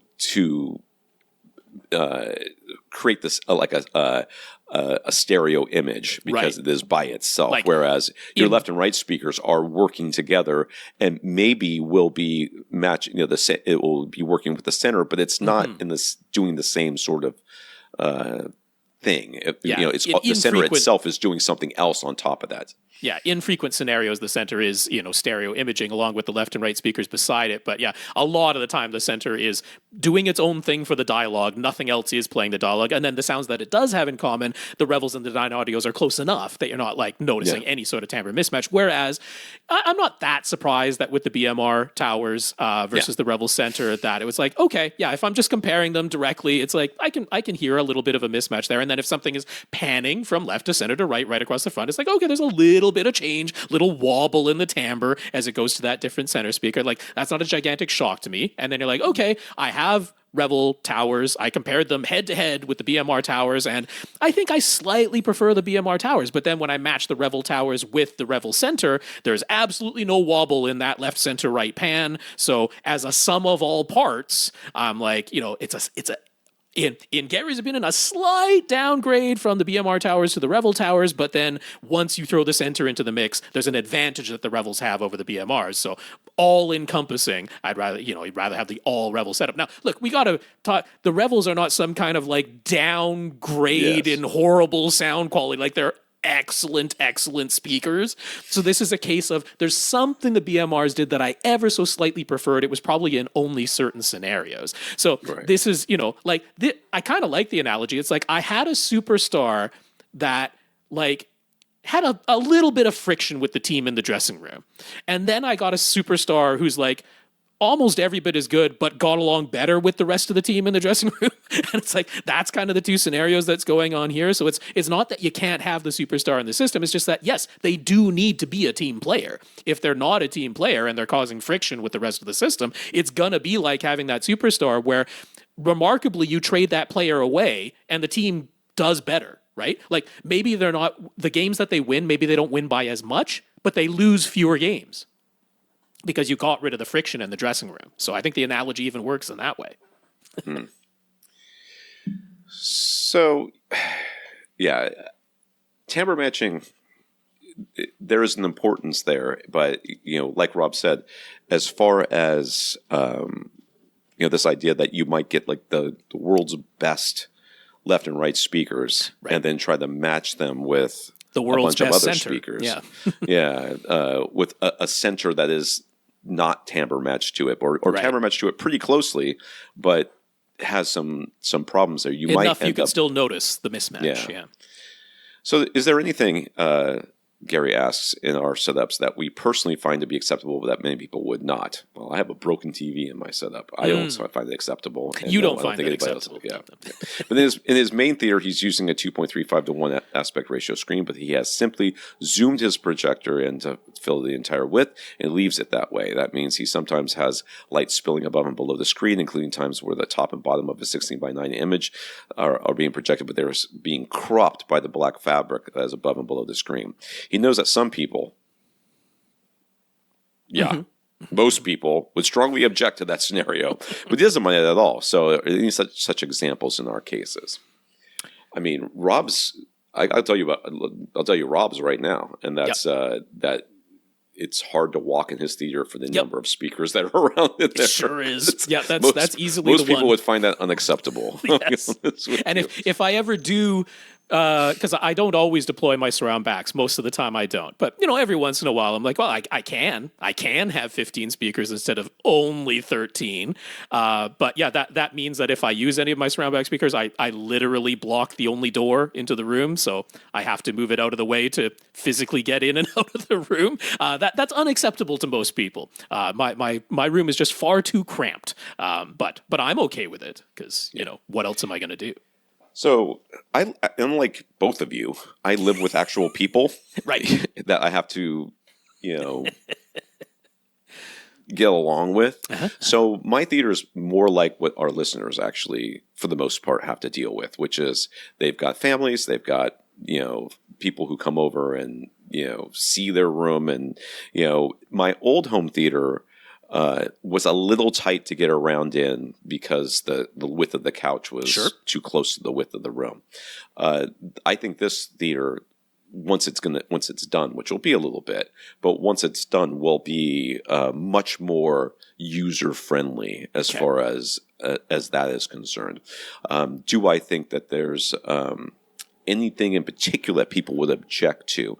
I don't think object is the right word. I think that some people would be surprised at the size of the TV because of the, most people don't get field of view, don't understand it. And they have resigned themselves to believing that a big screen should only be at a movie theater, and it's not. It's never something you experience at home. But I don't think that my not our crowd, system not our when I listeners, finish it. Yeah, that my theater when I finish it is going to be that way. I think it's going to be. I think it's going to be a little bit more normal.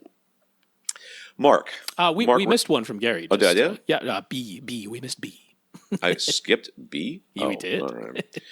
Thinking back to when subwoofers with 2 ports with the option to plug one of them first became a popular thing, the instructions would always say something along the lines of keep both ports open for maximum output but not quite as deep extension, or plug one port for the deepest extension but not quite as much maximum output. That seemed like a simple enough choice, but why and how does that actually work?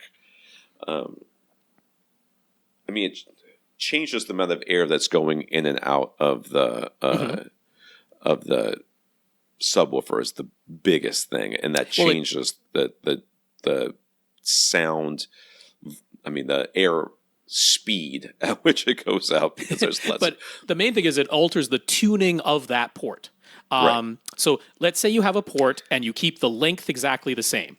If you increase the diameter of the port, right? So you make how wide the port is bigger, but you kept the length exactly the same. The tuning of that port will now be at a higher frequency. So having both ports open is the same thing as increasing the diameter. That means that the tuning of that port, because the length is the same, right? Both ports inside are the same length, but by plugging one of them, you have essentially done the equivalent of decreasing the diameter of that port. So that means for the same length of port with a smaller diameter, you're going to have a lower tuning frequency. So that's where that deeper extension with one port plugged comes from. But now that you have a smaller diameter port, the air is a little bit more restricted in terms of moving in and out of that subwoofer enclosure, so that somewhat limits the headroom.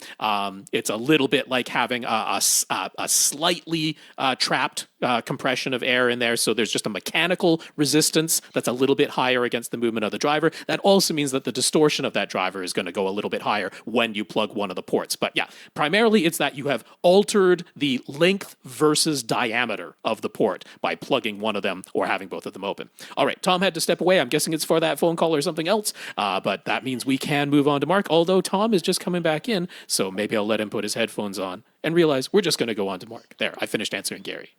Good timing. I went to go get more coffee, and I'm out of coffee. I'm so bitter. So I grabbed the Coke. Back to Mark. Mark ran into a puzzling problem with his Panasonic UB9000 Ultra HD Blu-ray player. On the player itself, it only has a power button on the left side of the front panel, and then the eject, rewind, fast forward, play, and stop buttons on the right. There are no other buttons whatsoever on the player itself. Mm-hmm. For some reason, the player is not responding to any IR remote control commands at all.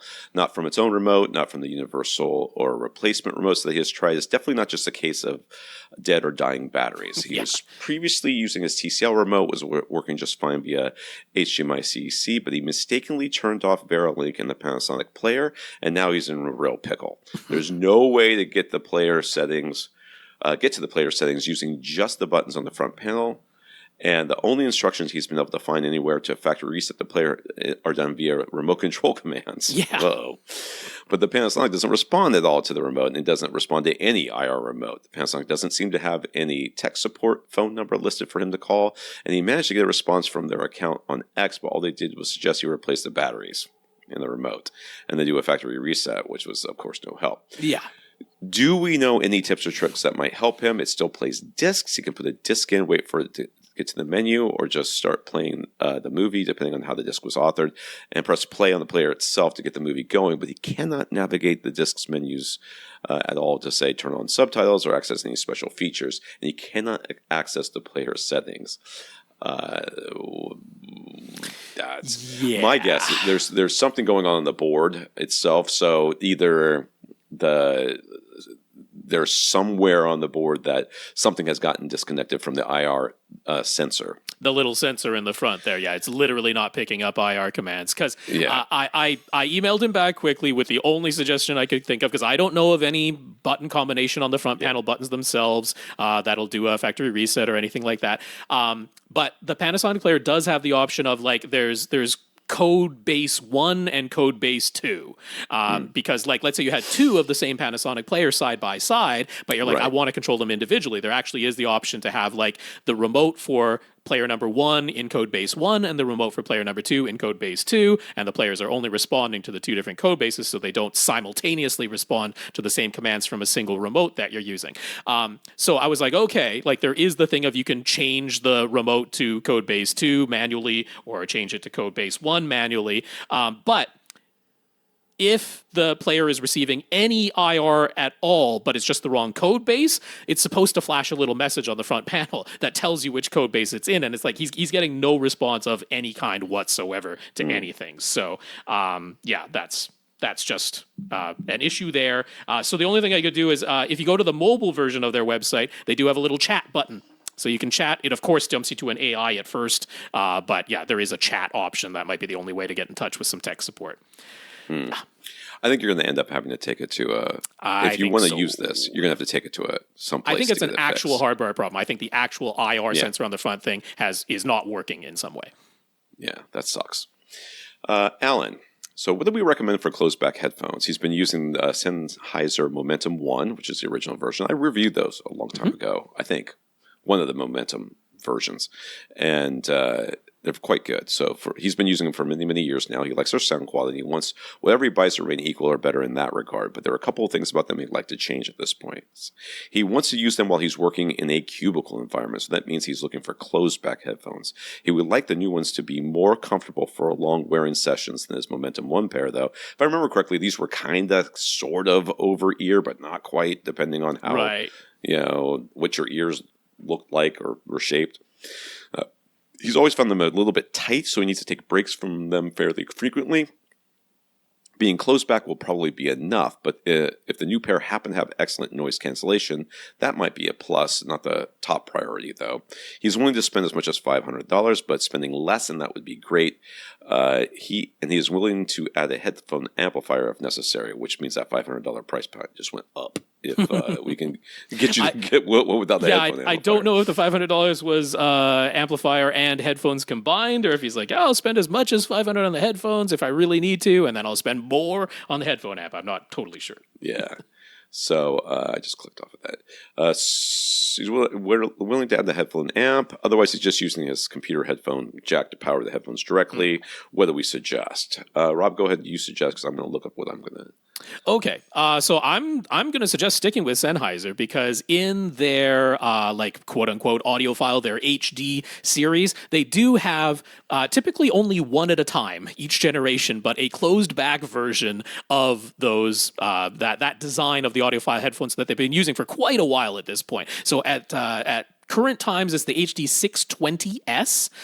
The retail price, if you're buying it directly from Sennheiser, the retail price is $400 for the pair, but they're selling it themselves for $300 for a pair. If you look on Amazon, you can find it for right around $275, so a little bit even lower than the $300. So certainly under $500.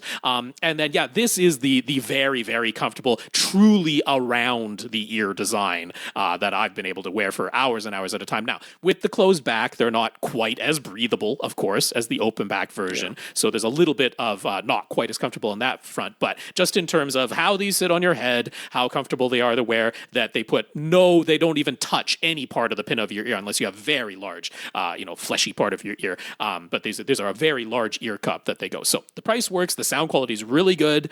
Closed back design, nice long cord. They're meant for home listening. They're not really meant for a portable design. I'll just mention though, they are a 150 ohm design headphone, which is not the hardest thing in the world to drive, but most PC headphone outputs, I would guess, will be able to play them loud enough, but not what I would call loud. So these there's a genuine benefit to connecting them to a decent headphone amplifier. There is performance to be gained there. Plus, a lot of PC headphone outputs are literally a bit noisy. That's a genuine thing that can happen there. So I would point you over to, I'm still a fan of JDS Labs. They're selling their Atom. You'd want the bundle if you're connecting to a PC, because this would give you the USB DAC, which is now the Atom 2 DAC, and the Atom 2 amplifier. Now, they're charging $290 for that combo. So, along with the $275 that you can get those headphones for, we've gone a little over $500 total, but this will be a stellar sounding setup, and you'll get the clean digital output from your computer with that. Yeah, so I'm wondering what exactly he's, how restricted he is in this, because the first thing that came to my mind was the Audis, what are they called, the Maxwell, something like that? No, that's not. Are those closed back? No, I'm thinking of the other ones. Hold on a second, I got confused. Because most of the Odyssey, those are the planar, right? Planar magnetic. So those are open back. Yeah, the Audis Maxwell wireless gaming headset. It's a gaming headset, but they're very good. And I gave them a good review, I believe, on whatever it was, on AVRant not that long ago. But they are wireless, but they have 80-hour battery life, and they charge pretty quickly. Those are closed back, though? They are closed back. Huh, okay. Yeah, those are closed back. And I think they're $329 or something like that. Yeah, they're over $300 these days, but it's under $500. It's still under $500. Yep. Let me look this up again. I want to make sure I'm giving you the right.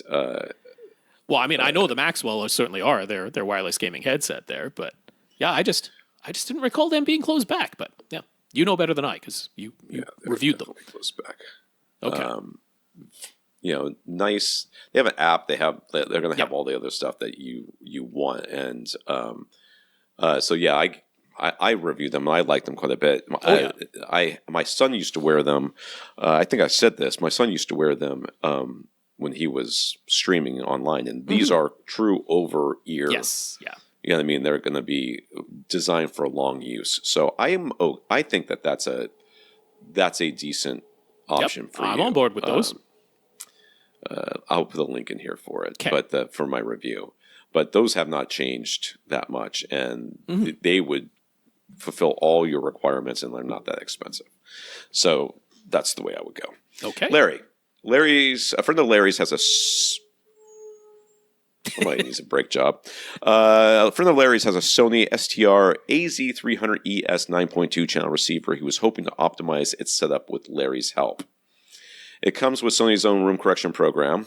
The AZ3000ES says it comes with a digital cinema audio auto calibration X 9. or 9, depending if you're in the Dune universe or not. I guess it's the 9th version. I don't really know for sure. I didn't know there were 8 of these to begin with. So maybe there were 8 of them in-house and they only released the 9th when it was good enough.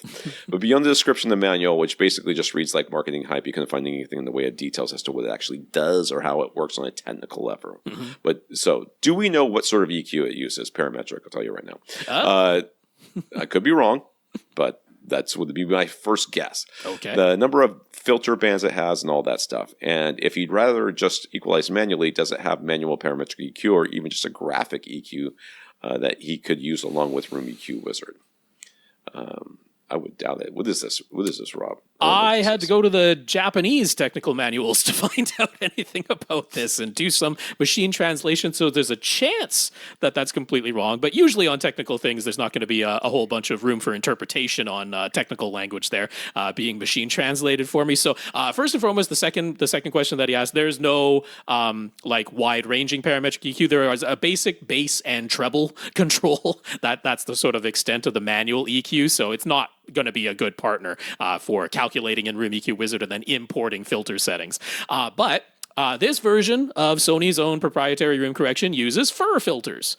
So it is not just a parametric EQ in there. Oh, that's nice. Yep, it is fur filters. Now, this is a dual position measurement system. So it's not quite the full multi-point, but it's a little bit better than a single point because some of the older versions were a single point measurement. So this is a dual point measurement.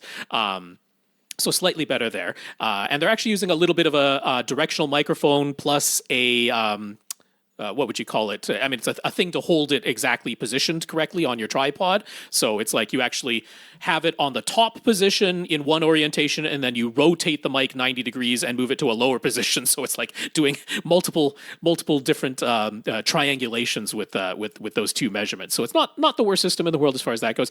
I couldn't find any description of how many fur filters it has, though. So that I have no idea. Maybe it's got 9. Maybe that's what it is. It's got 9 fur filters. Why else would it be the 9? I'm pretty sure the 9 refers to the version, but yeah. Well, you don't know. It is. We don't know anything about this thing. I could find that much, but I don't know how many bands. So Larry is reading about the brand new X11L flagship TV series from TCL that was announced at CES. Aside from its new SQD or super quantum dots, quite a lot of the excitement was about its 20,000 plus zones of local dimming. But even with that high number, that it means that each zone is illuminating around 400 pixels. Naturally, every individual pixel that has its LCD shutters to control the exact level of brightness to a certain extent, but within that pixel zone, the maximum difference in contrast is back down to just the capabilities of the LCD panel, correct? Sure. It just surprises him that a bit of full array local dimming TVs do so well in reviews. To his mind, it runs opposite the principle that chroma subsampling is based upon, namely that the human vision system is more sensitive to subtle changes in brightness than to subtle changes in color. It seems to him that full array local dimming displays maintain full color resolution but limit brightness resolution. Do we have any thoughts about that? He'd just like to hear us talk about it.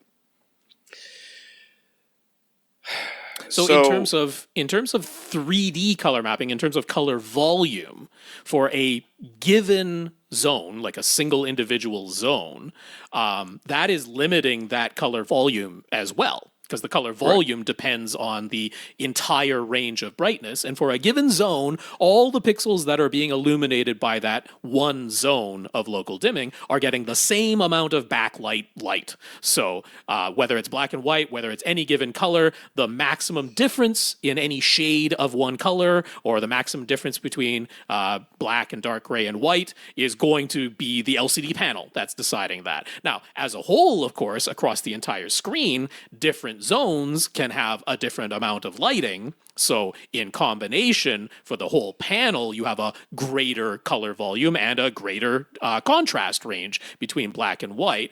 But yeah, I mean, anything with local dimming has always had the issue of some of that light within a zone is spreading to other parts of the image that weren't that exact level of light. If you're programming the zone to be like, well, this backlight is going to be as bright as the brightest thing in this zone needs to be, well, then if something else needed to be way, way darker, including the shade of any given color needed to be way, way darker, then it's not going to be able to do that. There's going to be a certain amount of blooming at that point. And then, of course, when you run into the scenario of you have one very small, bright object, but your zone of dimming is fairly large, you're going to have quite a bit of blooming around it. So as you have more and more zones, and therefore each individual zone is eliminating a smaller number of pixels for that given zone, you're just decreasing the amount of haloing. You're just decreasing the amount of blooming, but you have the exact same limitations within any given single zone on both contrast, on off, black white contrast, and on color volume. There's a limit to there too.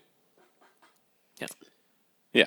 So if you just think about it from the perspective of when LCDs first came out and there was just a backlight, and then they blacked out as much as they could, like in a star field, and then opened up as much as for the pixels that were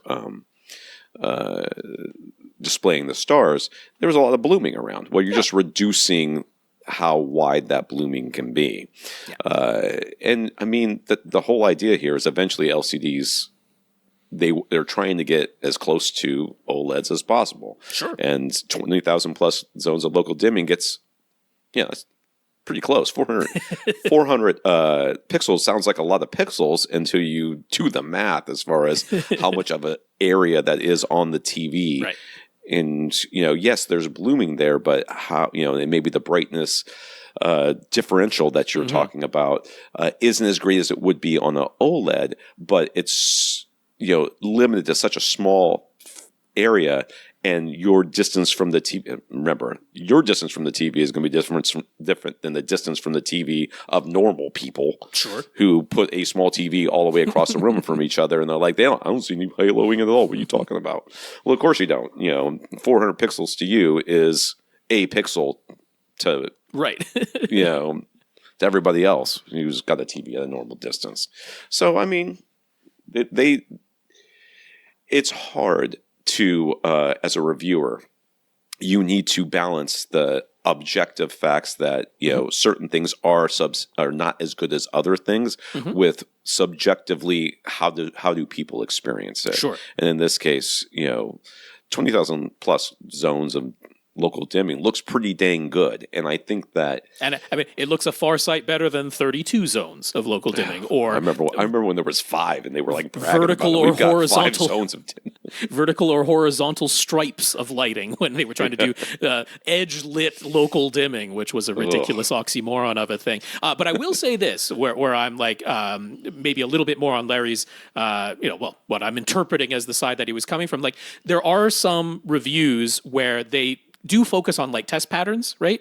So it's like with more local zones of local dimming, if what you're testing are a 3% rectangle, like the rectangle is 3% of the size of the entire screen, a 10% rectangle, it's like they can do better and better on those types of tests, but that doesn't equate to, well, now I don't see any blooming or any artifacts whatsoever in real world content. It's like they can do very well on those objective tests because it's like, it's a rectangle of a solid color. It's like, they do amazingly well, can maybe even outperform an OLED in some cases, right? In terms of color volume on that rectangle patch, they can outperform because you can put the meter on the black that's surrounding that rectangle of a pure color and then put the meter on that patch of that color only, and they're like, whoa, look at the difference in contrast. But then you get to real world content and the full array local dimming display is having some haloing on certain things and the OLED isn't. So I mean, reviews could do a better, like some reviews could do a better job of pointing out that thing where it's like, it does really well on this test, but this test is not really representative of what we're normally watching. And this is why there's, the subjective parts of reviews are so important. It's because, you can look at the numbers and you can measure the screen and the brightness and the contrast, and it's like infinity to 1. Okay, well, great. But what is that? How does that translate in real world usage, right? Because that doesn't tell you anything about how motion looks on the TV. It doesn't show you how small pinpoints of light look on the TV in the black field. Or even just something like subtitles, right? Like subtitles aren't perfect rectangles. You've got, you can have different fonts, you can have different colors. So, but I mean, some of the very good reviewers, they're pre-pointing out how this is going to be a common thing that happens with these new RGB mini LED backlight TVs, because on the test pattern, you're like, whoa, look at the saturation of the red on this 10% window. And that's because they can do exactly what the RGB mini LEDs are designed to do. Like only the red mini LEDs lit up inside of that patch. The blue and the green didn't light up at all. So look at how perfectly saturated that red is. But then you get to the situation of, yeah, but what if I've got a big green pitch on a soccer field and then the soccer ball goes across that field? Like, how does the backlight, like, does the ball get tinged green? Does the green no longer look perfectly green? Does the whole thing just have to have a white backlight anyway? Because you've got the players on the pitch as well. And like, what are you doing to their skin tones? And you just end up with a white backlight anyway. So it's like, playing towards the test can sometimes be misleading. Yeah. Greg wanted to talk some more about the BACCH from Theoretica Applied Physics. Theoretica Applied Physics sounds like a magazine from the 80s. So he uses a basement family room as his home theater and listening area. The full room is roughly 40 by 30 feet, and his system is set up in the middle of the 40-foot wall. He's got a 97-inch LG M3 OLED, bought for a crazy clearance deal at Best Buy. And for his home theater system, he uses a Denon A1H receiver with Odyssey room correction and Sound Acoustics ELX series speakers. He also has a separate 2-channel speaker system, though, using ESL electrostatic speakers. He tried using his BACCH SP crosstalk cancellation and room EQ system with both, and he just thought some of the measurements were interesting given the physical positioning of his 2 different pairs of front speakers are quite close to one another. So we can see in his image, he actually, so he hasn't done a AB setup. He's got the ELX towers are wider apart, and then both of the electrostatic speakers are to the inside edges of those ELX towers from Ascent. Yeah, and it looks a little bit like there's a fisheye lens going on here in order to get all this in here. So don't look at this and think that this is, you can see a little bit of rounding bowing going on in there. So yes, it's the lens. So he's got lots of acoustic treatments, mostly behind the front speakers and the TV on the front wall. And the BACCH system measures by using small microphones that go in your ears. So it's compensating for your own unique head-related transfer function in addition to the effects of the speakers themselves and the room. First up, for all the talk of the raw ribbon tweeter's fast transient response, the impulse response as measured by the BACCH system clearly shows the electrostatic speakers having the advantage here, one would expect. That's right. I mean, the tweeter's only playing the high frequencies. Yeah. And so, the rest are regular cone drivers inside the ELX. So, it's not particularly surprising. And then it was interesting to see the difference in the crosstalk cancellation correction. He wasn't necessarily expecting such a difference given that the placement of his speakers are similar, but the sidewalls are so far away. Mm-hmm. So I'm not... It's a little bit, we're not super familiar, but I mean, this is just saying that this is correction applied to the left speaker versus the right speaker in order to get rid of the crosstalk. Now, honestly, I mean, what we're seeing in the ELX, we're seeing several points where it's going up in one, it's going down in the other, and that makes a whole lot of sense when you're trying to cancel some crosstalk. You're like, we're gonna have the response go up in one and go down in the other. Seemingly seeing less of that in the ESL, but some of that might be that it is a true dipole. It's an electrostatic speaker. It's completely open on the back. Just as much sound is coming out the back as it is at the front. That means there's a genuine null to the sides of those ESL speakers. Not so the case with the regular Ascend Conan Dome and Ribbon tweeter speakers whatsoever. And he does have treatments behind his that's right. his speakers there, which is good, and that helps catch that back wave off of the ESL, the electrostatic speakers. But I mean, it's not going to absorb everything. You can see right through those speakers. There is nothing on the back of those electrostatic speakers there.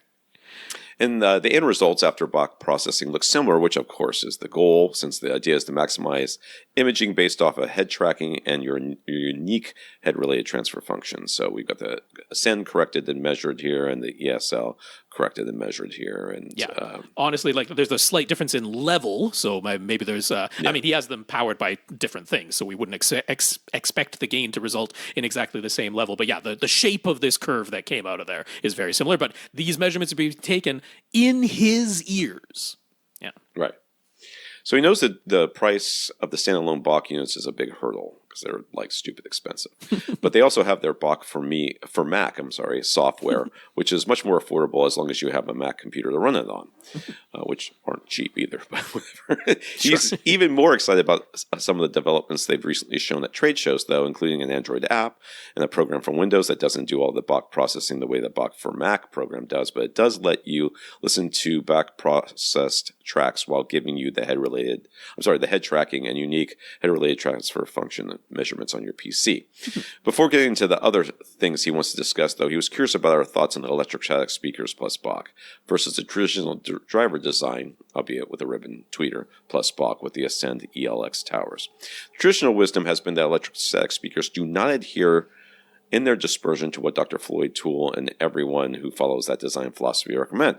But the measurement results seem to indicate that a program like BACCH can deliver excellent results in either case. For his part, Dr.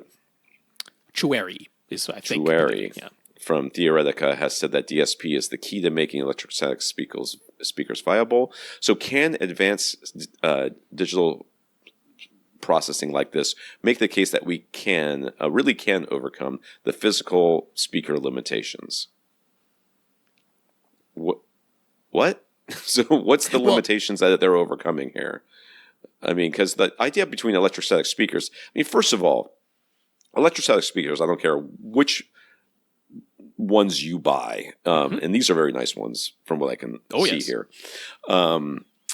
They are laser beam ish in their dispersion. So are they overcoming that limitation? Because I don't think that they are.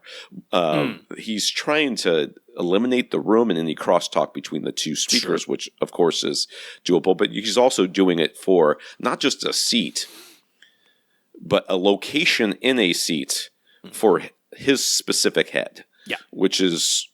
Sure. I mean, I think that's this is your room and this is what you're listening to and this is what you're doing, that works. I mean, what you're doing is, I mean, we've talked about BACCH before, but you're creating a binaural listening experience. Yeah. But instead of it being headphones or instead of it being a physical barrier that separates the left side from the right side, like the natural response is, well, why don't you just use headphones? But the counter to that is, well, because you don't get the same experience of bass with headphones as you do with a full speaker system. And so if you want, I mean, first of all, sometimes people just find headphones uncomfortable. But it's like, if you want that full bass experience, very expensive solution to finding headphones uncomfortable. Yeah. I feel like you can definitely get headphones that you'll find comfortable, unless you have some sort of physical or whatever problem with things touching your head. Which, and some people do. Yeah, but some people do.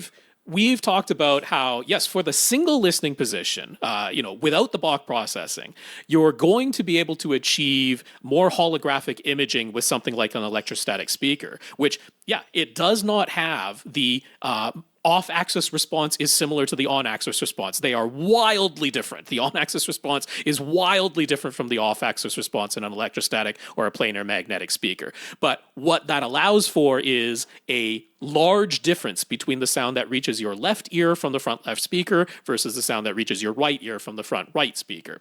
And your brain is able to say those are two significantly different things, and they aren't being there's very little contribution from the side walls of the room. I'm really just getting, like headphones, distinct sound to my left and right ears. That lets me do holographic imaging for some things, but it also means you can't have a very wide seating area. Without any processing, you are kind of stuck with your head in a vice for that effect to really be, to really work well. And then, yes, traditional dome and cone speakers or ribbon tweeter speakers plus cone domes, cone drivers in this case, like they're not going to be able to create that exact same experience because they have the wider dispersion.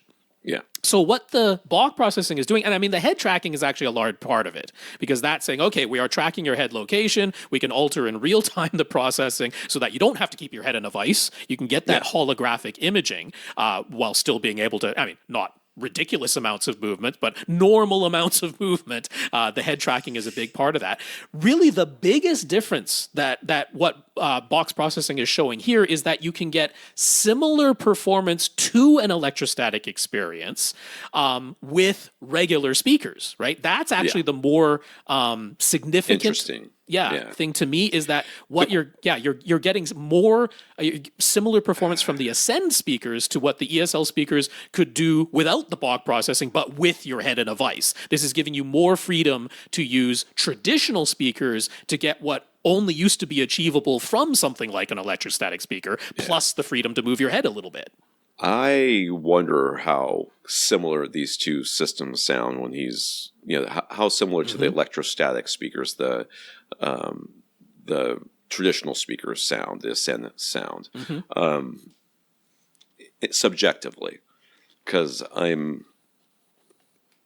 don't know. I would be curious because yes, I understand. Like on the measurement side of it, it looks very similar. Yeah, but and I mean, my understanding from the language in his email was that that was to demonstrate in a graphical way that we can show that the sound was similar. He's like, you can do this BACCH measurement and get this holographic imaging experience, and it's like here is some objective way to show that that's going on, not just his claims that that's what's going on. But yeah, the counter argument always has been, this isn't the way we master most of what we're listening to, right? Now, look, there's plenty of stuff that is mastered on headphones, and this is going to do a fantastic job in those scenarios. There's a reasonable amount of content that is like binaural recordings, and this is going to let you hear that effect without having to resort to using headphones or spatial audio setups that are specific to that type of recording is meant for only that type of playback system. So there's tremendous use for the BACCH system. I've never said there hasn't been, but for the scenario of I do have more than one member, because until they have multiple head tracking, and we're going to get to that next because they're talking about that, but like for now it is tracking a single listener, so it really is still a solitary experience. It's a little bit more freedom than electrostatic speakers all by themselves. You can move your own head a little bit, but as soon as you have 4 or 5 people listening with you, not everybody is getting the same experience. There's still that limitation that's going on. And then there's the majority of our content was mastered on regular Coleman Dome speakers without any sort of processing like this, which means that, we're not really hearing it the same way as what was necessarily intended. Now, you might say, I prefer the way it sounds this way, just as I might say I'm listening to a regular recording on headphones and I think it sounds really excellent. It's a similar experience to that, but with the full bass experience. So yeah, there's all kinds of genuine ways to appreciate and prefer what you're hearing this way. Yeah. So the prototypes that BACCH has been showing at trade shows and in their lab have mostly centered around using line arrays and delving into waveform synthesis. Greg shared a couple of videos showing some examples, which I did not watch. That's okay. We'll link to them if other folks want to. So the key here is using cameras to precisely track head positions, and they've shown it working with more than just a single listener, combined with the head-related transfer-based measurements and their existing crosstalk cancellation technology. Each listener is provided a unique output tailored to their ears and their location, all coming from one line array sound source. So they've also shown how this could be useful in cars, going as far as having the driver and the passenger listening to completely different songs at the same time. This is something that, this sort of beaming technology that we've talked about, not quite to this level of fidelity, but just the idea that when you walk by a product on the aisle, you might hear an advertisement or some information about it that nobody else could hear, or you're in the museum and you go before it, stand at a specific spot in a exhibit, and you can hear without headphones a description of or explanation of what you're seeing without it disturbing everybody else around you. So this is not totally new, but what they're talking about at the fidelity level is new. We haven't seemed nearly as excited about BACCH as he is in the past. So what do we think of all these new prototypes and developments? I'm going to disappoint you. I'm still not excited about it, but it's not because I don't think that there's useful applications or that I won't be excited about it in the future. The reality is that I would love it if I could have, like a surround, a near surround experience, or just good audio that could come from 2 or 4 or 6 or however many speakers it would take. Yeah. That could be individualized for everybody in the room. Right. So each person would have their own, volume control and their own, and like they were pointing out how in like Las Vegas's The Sphere, that has a sophisticated wave field synthesis audio system, a tremendous number of line arrays, and because like it's a horrible acoustic environment. Sitting inside of a Sphere is like a terrible acoustic environment. Yeah. But when you can wave field synthesis and beamform so that every seat is basically getting a little tailored sound just for that seat, and because the seating locations in the Sphere are fixed, so it's not as though they're literally measuring everybody's head-related transfer function and doing that, but you can get the a much better beam-formed experience. But that's also like, it's an event space, right? Like, do I really want to listen to concerts, or do I only want to hear a concert that was like specifically tailored for the Sphere, atmosphere? Like, do I want to play back regular recordings in there? Is that actually going to be like the most realistic experience playing it back that way? One of the things I didn't have Tom read, but they were also showing was like, something that I do think is super, super useful, right? As we're trying to lower costs, it's like the idea of if we want to master an immersive audio, an Atmos soundtrack, right? The simplest thing. We want to master an Atmos soundtrack. Well, like that is going to be a single engineer sitting at their workstation. What if all they needed were 2 speakers and a sub, right? And because you've got head tracking, because you've got them measured their own head-related transfer function, and because you have this BACCH processing that can do some beamforming and wave field synthesis and crosstalk cancellation, you can very convincingly master a whole immersive audio thing without physically having more than 2 speakers and a sub. And it's better than headphones because you have the actual physical bass experience, not just the bass that you can only hear through the headphones. And I'm like, yep, that sounds useful to me. And you know what? I wouldn't mind having that for my computer desktop playback system, because it's only going to be me and I'm going to have my webcam right there, and why not track my head and have 2 speakers and a sub and have much better spatial audio performance than just the generic head-related transfer curve that's applied, to the sound on like Windows, whatever it is, the Sonic, right, that they have, or even the Dolby Atmos headphone version, which is based on more of a generic head-related transfer function. If I can measure my own and track my head position, I can get a much better experience from just 2 speakers and a sub. I'm all for that stuff.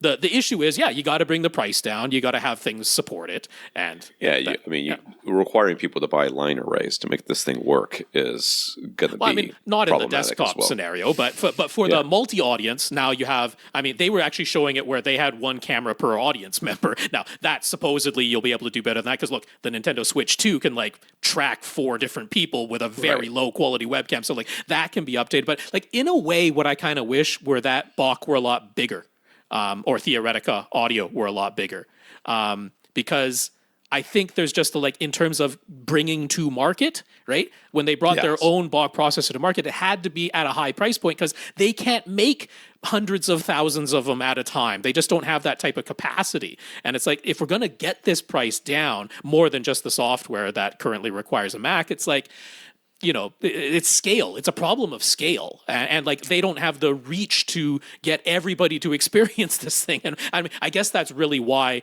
he wants us to talk about it. It's like, for our tiny amount of reach, maybe we're the right audience where more people will get on board with this. But the price and specificity is still going to be a little bit of an issue. If you don't recognize what's going on here, they are more than anything trying to show that their product works so that somebody like, Odyssey or Denon or Harman or something like that goes, you know what?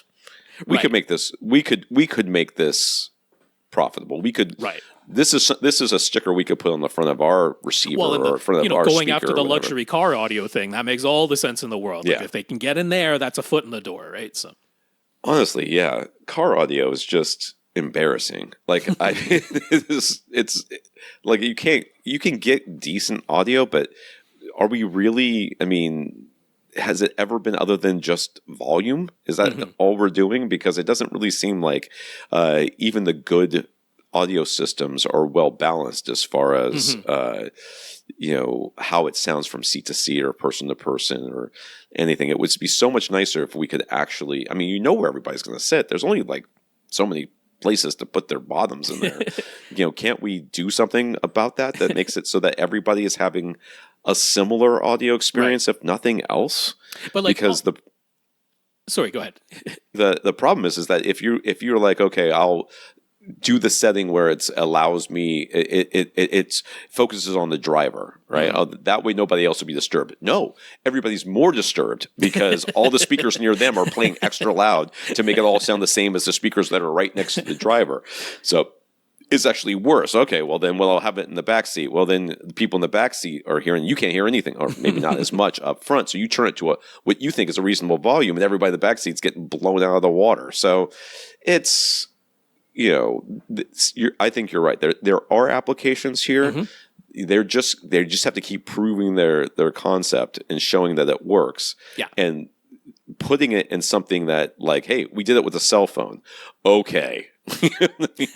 Well, and with the Android app, that's what they're attempting to do. Yeah. And they were saying, there's big limitations there, but they're actively investigating, actively prototyping all of these sorts of things. And I like the research side of it. I think is fascinating. I think it's amazing some of the stuff that they're doing, and as more processing power at lower costs becomes available, as better head tracking from simple, inexpensive devices keeps improving, as line array technology keeps improving. I definitely see where this could lead. Plus, like, they were showing basically their own version of the Smith Realizer, right? Where you are using headphones, but then being able to simulate from that, naturally binaural experience, make it sound as though it's not headphones, make it as though it is some other multi-speaker system. So now you combine those things. It's like, okay, we managed to get a regular pair of speakers to sound like headphones without putting headphones on. And then we also apply the processing that makes headphones sound like multiple speakers. And it's like,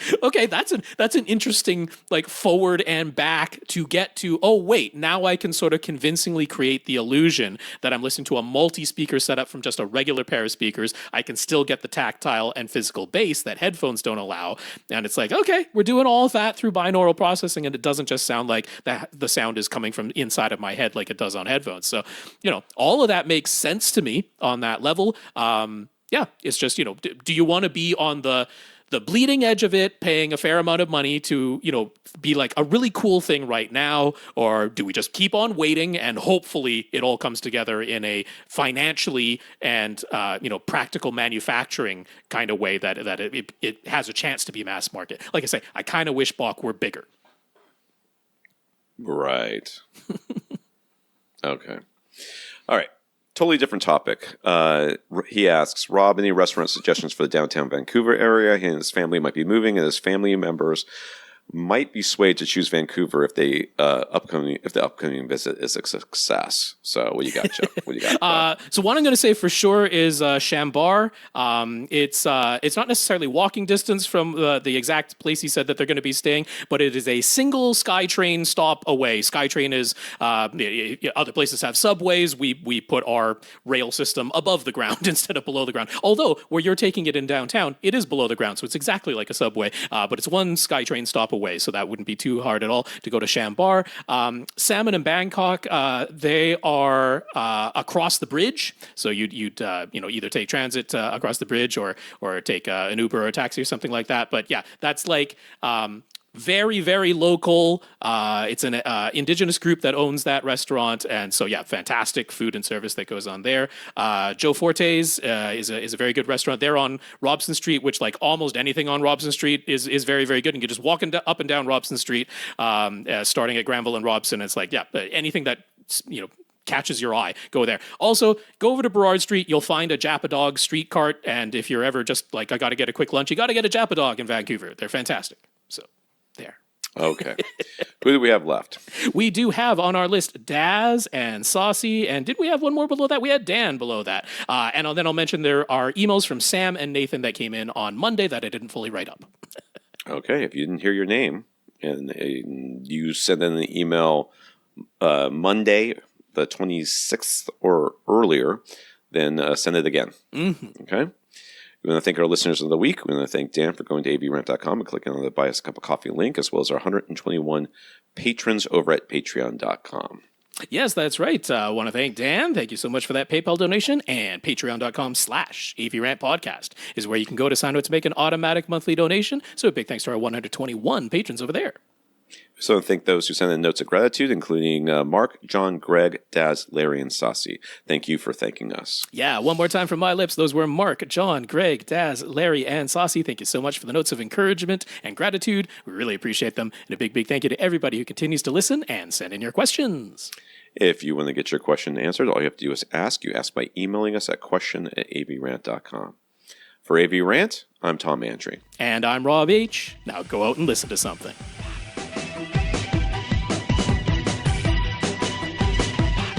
Want your question answered? Send it to question@avrant.com.